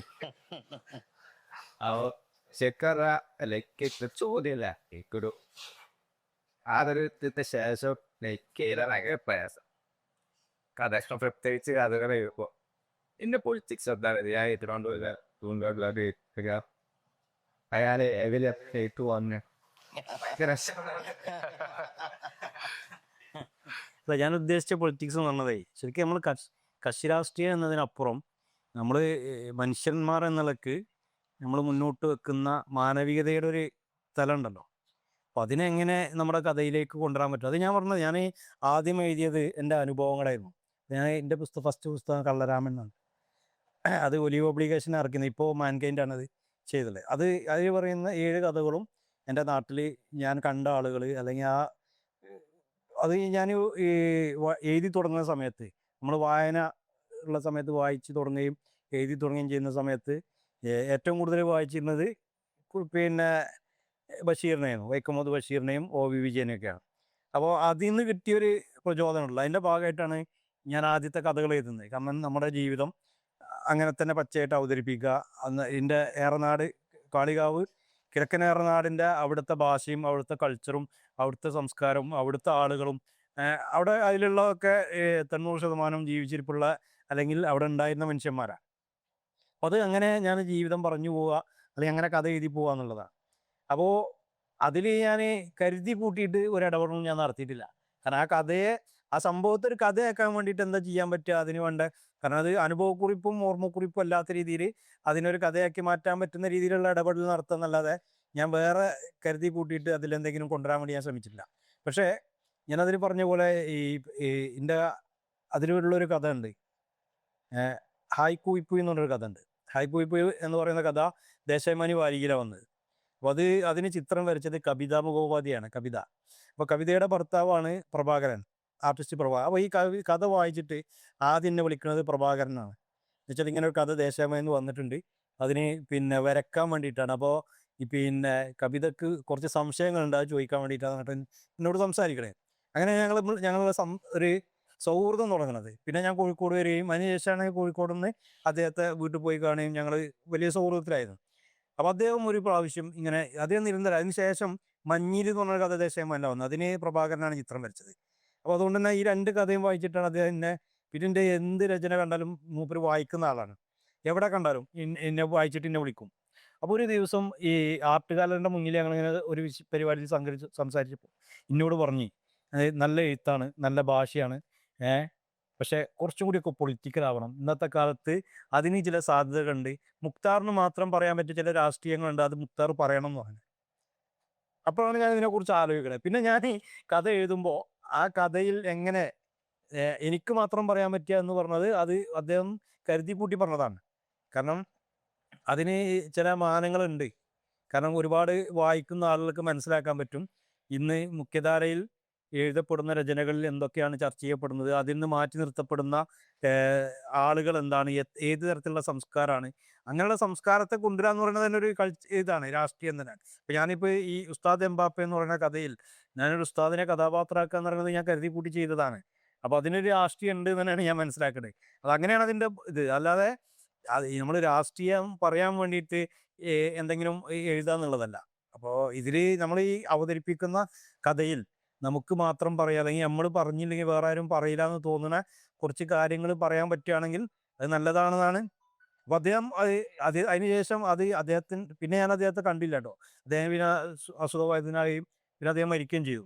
അപ്പോൾ ആ സമയത്ത് അതിനുശേഷം എഴുതിയ കഥകളിൽ ഞാൻ ഇതിൻ്റെ ഈ നിർദ്ദേശം ഞാൻ പാലിക്കാൻ ശ്രമിക്കാറുണ്ടെന്നാണ് ഞാൻ ആമുഖത്തിൽ പറഞ്ഞത്. കാരണം ഞാൻ പറഞ്ഞില്ലേ, നമ്മൾ പിന്നെ ഈ ഫുട്ബോളിൻ്റെ കാര്യം പറഞ്ഞ പോലെ തന്നെ ഈ എഴുത്തുകാരെ അല്ലെങ്കിൽ അങ്ങനെ വളർത്തിക്കൊണ്ടുള്ള സാഹചര്യങ്ങളോ സംവിധാനങ്ങളോ ഒന്നും നമ്മളെ ഇവിടെ ഇല്ല. ഇപ്പോൾ ഞാൻ എഴുതി തുടങ്ങുന്ന കാലം മുതൽ ഇന്ന് വരെ എന്നെ പ്രോത്സാഹിപ്പിക്കാൻ, എന്നെ അംഗീകരിക്കാൻ അല്ലെങ്കിൽ വഴി കാണിക്കാൻ ഒരു മനുഷ്യനുണ്ടായിട്ടില്ല. നമ്മൾ പറയില്ലേ, ഒറ്റയ്ക്ക് വഴിപറ്റി വന്നവരാന്ന് പറഞ്ഞത്, അതേപോലെ തന്നെ സംഭവമാണ്. നമ്മളുടെ എഴുതുക, നമ്മൾ കണ്ട് എഴുതി അങ്ങനെ വന്ന അതാണ് നമ്മൾ വായനയിലൂടെയും എഴുതുന്ന സമയത്ത് അത് വായിക്കുന്ന ആളുകൾ പറയുന്ന അഭിപ്രായങ്ങൾ, പിന്നെ ഇങ്ങനെയുള്ള മനുഷ്യന്മാർ പറയുന്ന ചില കാര്യങ്ങളൊക്കെയാണ്. അപ്പോൾ വളരെ കുറഞ്ഞ ആളുകളേ ഉള്ളൂ ഇങ്ങനെ നമ്മളെ രചനകളെ അത്തരം ഈ രീതിയിൽ വായിക്കുകയും അഭിപ്രായം പറയുകയും ചെയ്താൽ അത് നമ്മളെ സ്വാധീനിക്കുക എന്നുള്ളതാണ്. സ്വാഭാവികമായിട്ടും അത് ഉണ്ടാവുമല്ലോ. കാരണം ഈ ആരും പരിഗണിക്കപ്പെടാത്തൊരു സമയത്ത് ഒരു പ്രശസ്തനായ ഒരു ചിത്രകാരൻ നമ്മളോട് നമ്മുടെ കഥയെ പിന്നെ ആഴത്തിൽ മനസ്സിലാക്കിയിട്ട് എൻ്റെ വ്യക്തിത്വത്തെ, എൻ്റെ ജീവിതത്തെ ഒക്കെ അടുത്തറിഞ്ഞിട്ട് നമുക്ക് തരുന്നൊരു ഉപദേശമാണ്. അപ്പം അതിന് ശേഷം ഇറങ്ങുന്ന പുസ്തകത്തിൽ അത് അടയാളപ്പെടുത്താന്നുള്ളതുള്ളൂ. ഇപ്പം ഞാൻ അതിനുശേഷം ഇപ്പം ഞാൻ എഴുതിയത് ഒരു നോവൽ ഇപ്പോൾ എഴുതി കഴിഞ്ഞിട്ടുണ്ട്. അത് ബാഗ്ദാദിൻ്റെ പതനവുമായി ബന്ധപ്പെട്ട പശ്ചാത്തലത്തിൽ ഒരു പിന്നെ പ്രണയ നോവലാണ്. അപ്പോൾ എഴുതി കഴിഞ്ഞ് ഞാൻ പിന്നെ അതിൻ്റെ ലാസ്റ്റ് മന്നറിൻ്റെ കയ്യിലുണ്ട്, മന്നർ വായിച്ചുകൊണ്ടിരിക്കുകയാണ്. ഇപ്പം ഞാൻ അതേപോലെ തന്നെ ഞാൻ എൻ്റെ കുറേ കാലം മുമ്പുള്ള എൻ്റെ ഒരു ആഗ്രഹമായിരുന്നു ഇമാം ഗസാലിയെ കുറിച്ചൊരു നോവൽ എന്നുള്ളത്. അതിപ്പോൾ ഞാൻ ഏകദേശം ഫസ്റ്റ് ഡ്രാഫ്റ്റ് എഴുതി കഴിഞ്ഞിട്ടുണ്ട്. പക്ഷെ അതിലിപ്പോൾ ഇപ്പോൾ ഇദ്ദേഹം സംസാരിച്ചപ്പോൾ ആദ്യം പറഞ്ഞ സംഗതി ഞാൻ നന്നായിട്ട് ഫുട്ബോൾ കളിക്കാരനായിരുന്നു, അതേപോലെ തന്നെ സൂഫിസവുമായിട്ട് എനിക്കൊരു കണക്ഷൻ ഉണ്ടെന്ന് പറഞ്ഞല്ലോ. അതാണ് എനിക്ക് ഈ പുസ്തകത്തിന് അത്രയും ഒരു ആഴത്തിൽ ആ പുസ്തകത്തെ അവതരിപ്പിക്കാൻ അദ്ദേഹത്തിന് സാധിച്ചത്. അതേപോലെ ഞാൻ ഈ ഇമാം ഗസാലിയെ കുറിച്ച് ഞാൻ എഴുതുമ്പോൾ എനിക്കുള്ളൊരു പരിമിതി എന്ന് പറയുന്നത് ഈ സൂഫിസവുമായി ബന്ധപ്പെട്ട, തസവൂഫുമായി ബന്ധപ്പെട്ട എൻ്റെ പരിമിതമായ അറിവാണ്. അപ്പം അതിൻ്റെ ഒരു എങ്ങനെ ഇതിനെ ബാധിക്കാതിരിക്കും എന്നുള്ളതൊക്കെ ഞാൻ അതിനെക്കുറിച്ച് പഠിച്ചുകൊണ്ടിരിക്കുകയാണ്. ഫസ്റ്റ് ഡ്രാഫ്റ്റ് കഴിഞ്ഞാലും എനിക്കതിൽ പൂർണ്ണ സംതൃപ്തി വരാത്ത ചില ഏരിയകളുണ്ട്. അത് അദ്ദേഹത്തിൻ്റെ ഇത്തരം ആത്മീയ ഈ സൂഫിസവുമായി അല്ലെങ്കിൽ തസവൂഫുമായി ബന്ധപ്പെട്ട കുറച്ച് ഏരിയകളാണ്. അപ്പം അതിനെക്കുറിച്ച് അതിൻ്റെ അതാ ഞാൻ പറഞ്ഞത്, അതേ പിന്നെ ഈ പുസ്തകത്തിൻ്റെ ഒരു ക്വാളിറ്റി എനിക്ക് തോന്നിയത് ഇതിങ്ങനെ ഒരു പിന്നെ ദർവീഷ് എന്നുള്ള പേരിലൊരു കഥാപാത്രത്തെ രൂപപ്പെടുത്താൻ അദ്ദേഹത്തിന് സാധിച്ചു. അത് പന്തളിക്കുകയായിരുന്നു സൂഫിസവുമായി കണക്ഷൻ എന്നുള്ളത്. ആ സൂഫിസവുമായുള്ള കണക്ഷൻ പിന്നെ ഈ എഴുത്തിനെ വളരെയധികം സഹായിച്ചിട്ടുണ്ടാവും ഞാൻ മനസ്സിലാക്കുന്നത്. അങ്ങനെ ഒരു പരിമിതി ഇപ്പം ഞാനിത് വായിക്കുമ്പോൾ ഞാനിതിങ്ങനെ പിന്നെ ഇത് വായിച്ച സമയത്തും എനിക്ക് ഫീൽ ചെയ്തൊരു സംഗതി അതാണ്. അതിൻ്റെ ഒരു പിന്നെ തലമുണ്ടല്ലോ, ഒരു മിസ്റ്റിക് ആ അവസ്ഥയിലേക്ക് നമ്മളെ കൊണ്ടുപോകാൻ കഴിയാന്നുള്ളത്, അതതിനെ ആ രീതിയിൽ ജീവിതത്തിൽ അങ്ങനെ ഒരു അനുഭവമുള്ള ആളുകൾക്ക് അങ്ങനെ എഴുതാൻ പറ്റുള്ളൂ. അപ്പോൾ നമുക്ക് അങ്ങനത്തെ ഒരു അനുഭവം ഇല്ലാത്തത് കൊണ്ടുള്ള പരിമിതി ഞാൻ ഈ നോവൽ എഴുതുമ്പോൾ ഞാൻ ഇതുണ്ട്. അപ്പോൾ ഇതൊക്കെ എന്ന് പറഞ്ഞാൽ ഇപ്പോൾ അതിൽ എന്താണ് രാഷ്ട്രീയം എന്ന് ചോദിച്ചു കഴിഞ്ഞാൽ, ഇമാം ഗസാലിയെ അങ്ങനെ ആ രീതിയിൽ അടയാളപ്പെടുത്തണം എന്നുള്ളതിൻ്റെ ഒരു ആഗ്രഹമാണ്. അതാണ് അതിൻ്റെ രാഷ്ട്രീയം. കാരണം ഇമാം ഗസാലിയെ കുറിച്ച് അദ്ദേഹത്തിൻ്റെ ജീവചരിത്രമല്ല ഞാൻ എഴുതാൻ പോകുന്നത്. ഞാൻ എഴുതുന്നത് അദ്ദേഹത്തിൻ്റെ 10 വർഷത്തെ അന്വേഷണത്തിൻ്റെ കാലമാണ്. ആ അന്വേഷണത്തിൻ്റെ കാലത്തെ കുറിച്ച് കൂടുതൽ എവിടെയും രേഖപ്പെടുത്തപ്പെടുക അല്ലെങ്കിൽ ആ രീതിയിൽ അദ്ദേഹം തന്നെ എഴുതിയ ഒരു പുസ്തകത്തിൽ മാത്രമേ അതിനെക്കുറിച്ച് പറയുന്നുള്ളൂ. അപ്പോൾ അതിന് പിന്നെ നോവൽ എന്നുള്ള നിലക്ക് വിപുലപ്പെടുത്തുമ്പോൾ ഈ പുസ്തകത്തിൽ പറഞ്ഞ ചില കഥാപാത്രങ്ങളെ നമ്മൾ സൃഷ്ടിക്കേണ്ടി വരും. ചില കാര്യങ്ങളൊക്കെ നമ്മൾ നോവലിന്റെ ഒരു ഇതിന് വേണ്ടിയിട്ട് രൂപപ്പെടുത്തേണ്ടി വരും. ഇമാം ഗസാലി തന്റെ വ്യക്തിത്വത്തെ മറച്ചു പിടിച്ചാണ് അവസാന കാലങ്ങളിലൊക്കെ ജീവിച്ചത്. അതെ അതെ. അപ്പോൾ അതിന്റെ അബ്ദുൽ വഹാബ് ഷഹറാനി മൂപ്പരെ കണ്ടുമുട്ടുമ്പോൾ അവർ പറയുന്നത് തന്നെയാണ്, നിങ്ങൾക്ക് ആ തലപ്പാവുകളും ചെരുപ്പുകളൊക്കെ ഊരി വെച്ച സദസ്സായിരുന്നില്ലേ നിസാമുദ്ദീൻ മുൽക്ക് തുൽസിയുടെ. അപ്പോൾ ഇവർ പറയുന്നത് അല്ല, എന്താണ് പിന്നെ തറക്തു ഹവാ ലൈല വസൗദ ബി മഅസിലി എന്ന് പറയുന്ന കവിതയൊക്കെ ചെല്ലുന്നുണ്ട്. ലൈലയോടും സൗദയോടൊക്കെ ഉള്ള അത് സൂഫി. പിന്നെ എല്ലാ സൂഫികളും അങ്ങനെ അല്ല, എല്ലാവരും അങ്ങനെയല്ല. പക്ഷെ മസ്ത് ഈ പിന്നെ എന്താ പീറുകളും കലന്തർമാരും ദർവീഷുകളും പിന്നെ എന്താ പറയാ മലാങ്കുകളും ഒക്കെ ആയ ആളുകളുണ്ട്. അവര് തിരോഭവിക്കും, അവര് ഹത്തീക്കത്തുമായിട്ട് അടുക്കുക, പിന്നെ ലാഹിറുമായിട്ട് അകലുക. പൗലകൊലയുടെ സാഹിർ എന്ന് പറയുന്ന കഥയുടെയും പക്ഷേ ഗോപീകൃഷ്ണ വിവർത്തനം ചെയ്ത അതിന്റെ സഹീർ എന്താണെന്നുള്ളത് വന്നിട്ടില്ല, കഥയിൽ വന്നിട്ടില്ല.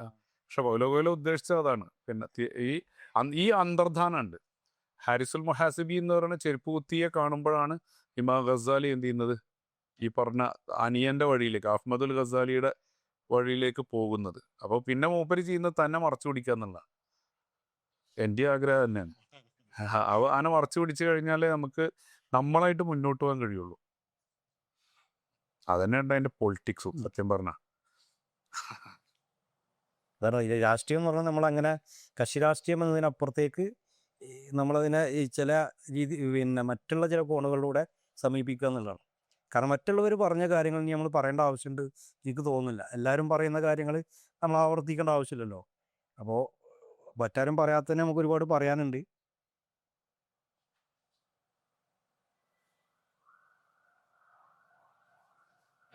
നോവൽ എഴുതാൻ 2006 തുടങ്ങി വീഴല്ലേ? 2006 മുതൽ തുടർച്ചയായിട്ടല്ല, ഇടയ്ക്കങ്ങനെ ചില നോട്ട് എഴുതിയിടും.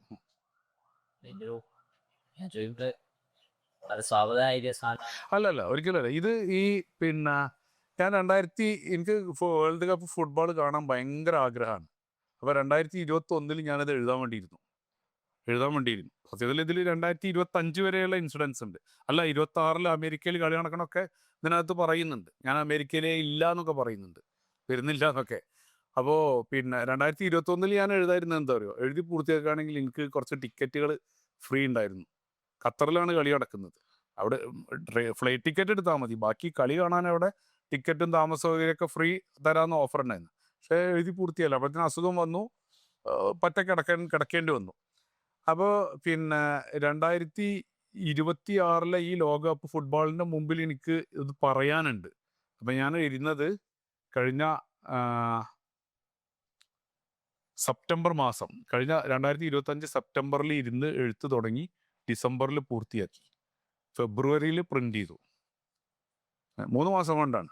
അതിൻ്റെ മുമ്പുള്ള സംഗതികളൊക്കെ നേരത്തെ പൂർത്തിയാക്കി വെച്ചു. അത് ആരെങ്കിലുമൊക്കെ എഴുത്തിൽ താല്പര്യം ഉണ്ടെങ്കിൽ പിന്നെ ഞാൻ പറയാം എന്താണെന്നറിയാം, ഇന്ന് ആധുനികമായ സംവിധാനങ്ങളുടെ കാലഘട്ടമാണ്. ഒരു ലാപ്ടോപ്പ് അല്ലെങ്കിൽ ഒരു സെൽഫോണ്, പിന്നെ ആൻഡ്രോയിഡ്, അതല്ലെങ്കിൽ മറ്റ് ആപ്പുകൾ, ഇതൊക്കെ ഉള്ള സ്ഥലത്ത് നമ്മൾ എഴുത്ത് ഉദ്ദേശിക്കുന്ന ആൾക്കാർ അത് എല്ലാ സംവിധാനങ്ങളും ഉപയോഗിക്കുക, നന്നായിട്ട് റെഫർ ചെയ്യുക, നന്നായി വായിക്കുക.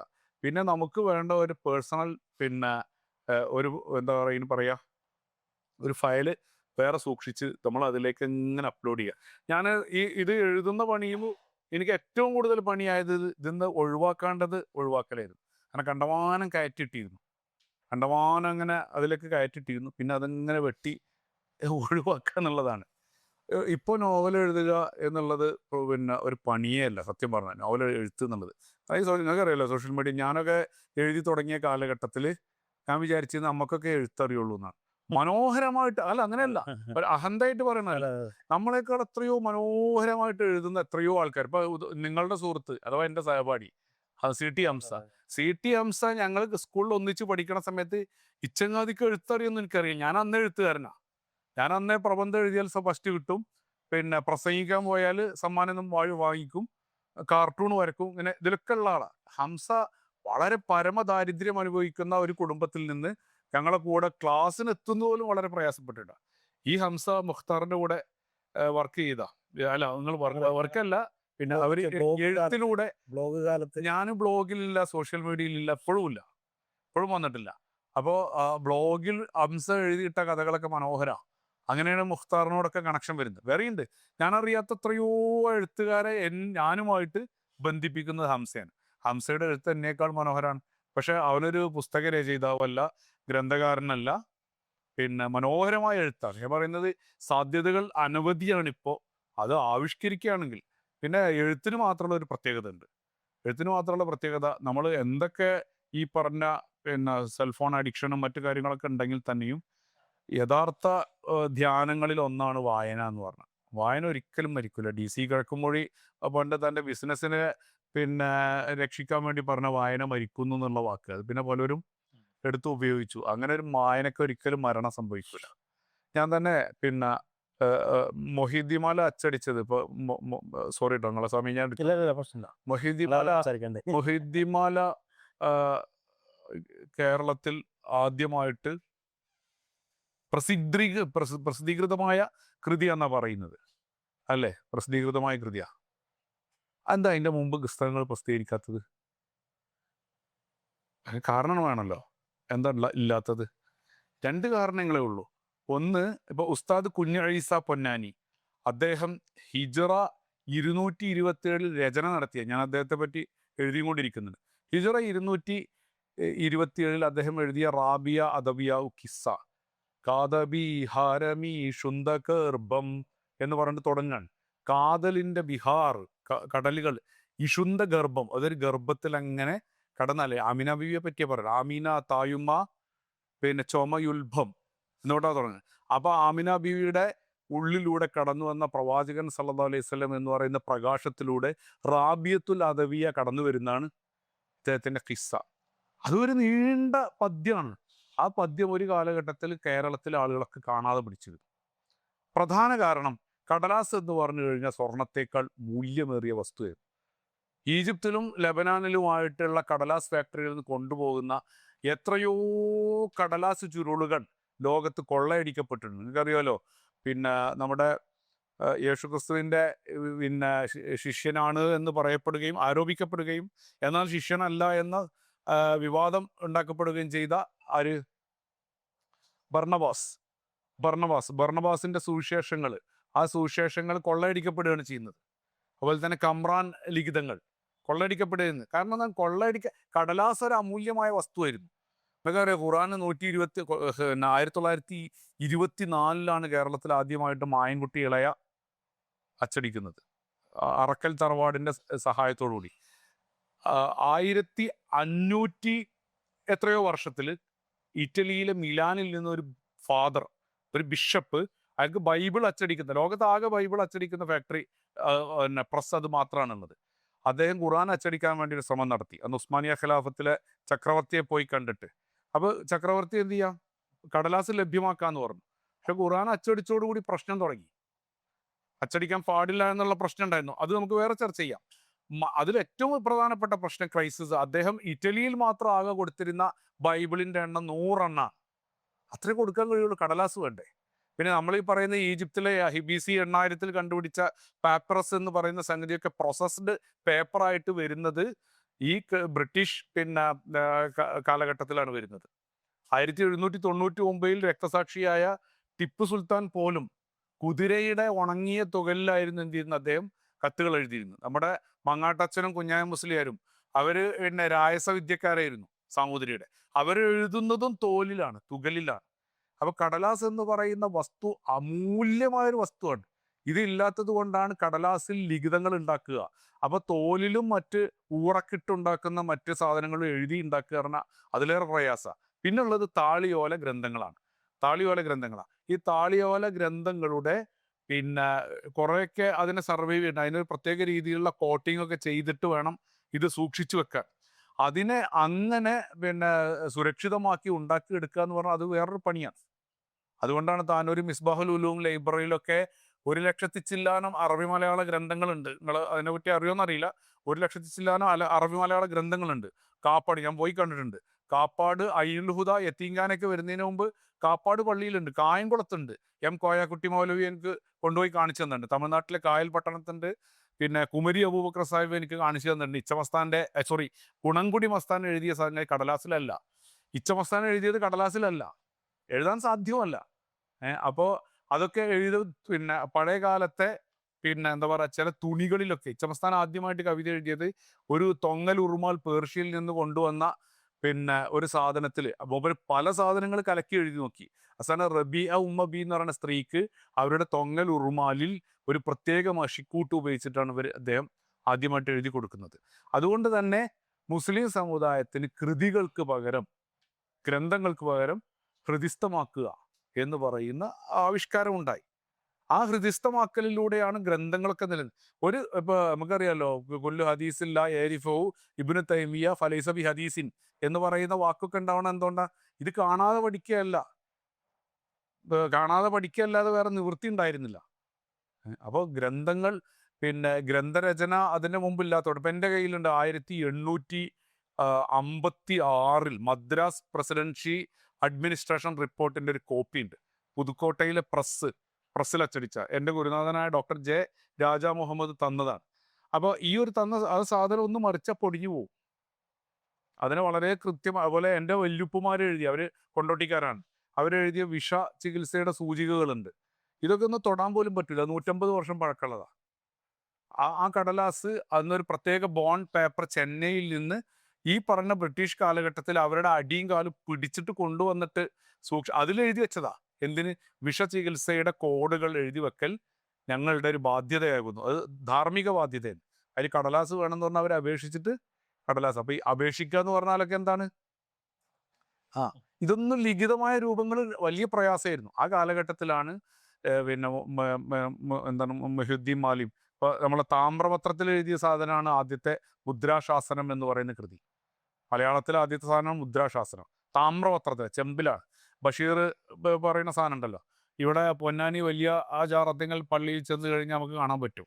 അവിടെ ചെമ്പിന്റെ ഓലകളിലാണ് കൃതികൾ എഴുതിച്ച്. നമ്മൾ അസ്മാവിന്റെ പണിക്കാരും പണ്ട് എഴുതിയുന്നത് അതിനകത്ത് തന്നെ ആയിരുന്നല്ലോ, ഈ തകിടുകളിലാണ് അത് എഴുതിയിരുന്നത്. വേറെ നിവൃത്തി ഉണ്ടായിരുന്നില്ല. അന്ന് ചെമ്പിനും സ്വർണത്തിനും കടലാസിനേക്കാൾ വില കുറവായിരുന്നു. ഇപ്പൊ കടലാസിന്റെ ഇപ്പൊ കടലാസ് ഇല്ലാതാവുന്ന ഒരു കാലത്തിലേക്ക് നമ്മൾ പോയിക്കൊണ്ടിരിക്കുന്നത്.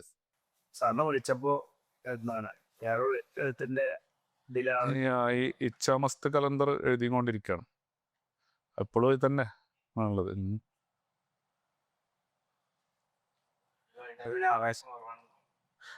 ഇനി കുറവായി വരും. അതിന് ഒന്നാമത് അതിന്റെ പീക്ക് ടൈമിൽ അർജന്റീനക്ക് കപ്പ് കിട്ടി എന്നുള്ളതാണ്.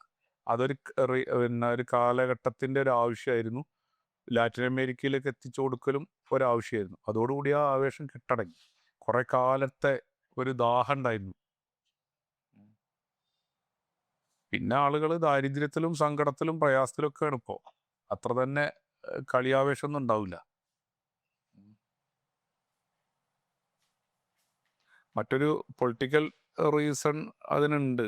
അമേരിക്കയിൽ കളി നടക്കുന്നത് ലോകത്തെ 50% ആളുകളും ഇഷ്ടപ്പെടുന്നില്ല. അപ്പോൾ ഒരുപക്ഷെ കാഴ്ചക്കാരൊക്കെ കൂടുതലായിരിക്കും. 1994 അറ്റ്ലാന്റയിൽ നടന്ന ലോകകപ്പ്, അമേരിക്കയിലെ ലോകകപ്പിനാണ് ലോകത്ത് ഏറ്റവും കൂടുതൽ ടിക്കറ്റ് സോൾഡ് ഔട്ട് ആയത്. അതൊക്കെ ഉണ്ടാവും ചിലപ്പോൾ, കാരണം അമേരിക്കക്ക് ആളുകൾ എത്തിക്കാൻ കഴിയും. ബട്ട് പിന്നെ ഇപ്പം തന്നെ നമ്മളെ ഇന്ത്യയിൽ എന്നാണ് കളി കാണുന്നത് തീരുമാനമായത്? അത്രയും പ്രശ്നങ്ങൾ അതിനുണ്ട്, അതിനകത്തുണ്ട്. അതേസമയത്ത് കാനഡ മാത്രമാണ്, അല്ലെങ്കിൽ മെക്സിക്കോയിലെ ഈ ആ ഒരു സ്റ്റേഡിയം ഉണ്ട്. ആ സ്റ്റേഡിയത്തിൽ ഇത് 3ാമത്തെ തവണയാണ് ലോകകപ്പ് വരുന്നത്. എന്താ അതിൻ്റെ പേര്? 1970 വന്നു, 86 വന്നു, ഇപ്പോൾ 2026 പിന്നെ അവിടെ മെക്സിക്കൻ വേവ്സ് ഒക്കെ ആദ്യം പ്രത്യക്ഷപ്പെട്ട അവിടെ. കളർ ടി വിയിൽ ലോകത്ത് ആദ്യമായിട്ട് വേൾഡ് കപ്പ് കണ്ടതും 1970 മെക്സിക്കോയിൽ വെച്ചിട്ടാണ്. അഡിദാസിന്റെ ടെൽസ്റ്റാർ ബോളൊക്കെ ഇറങ്ങിയ കാലം.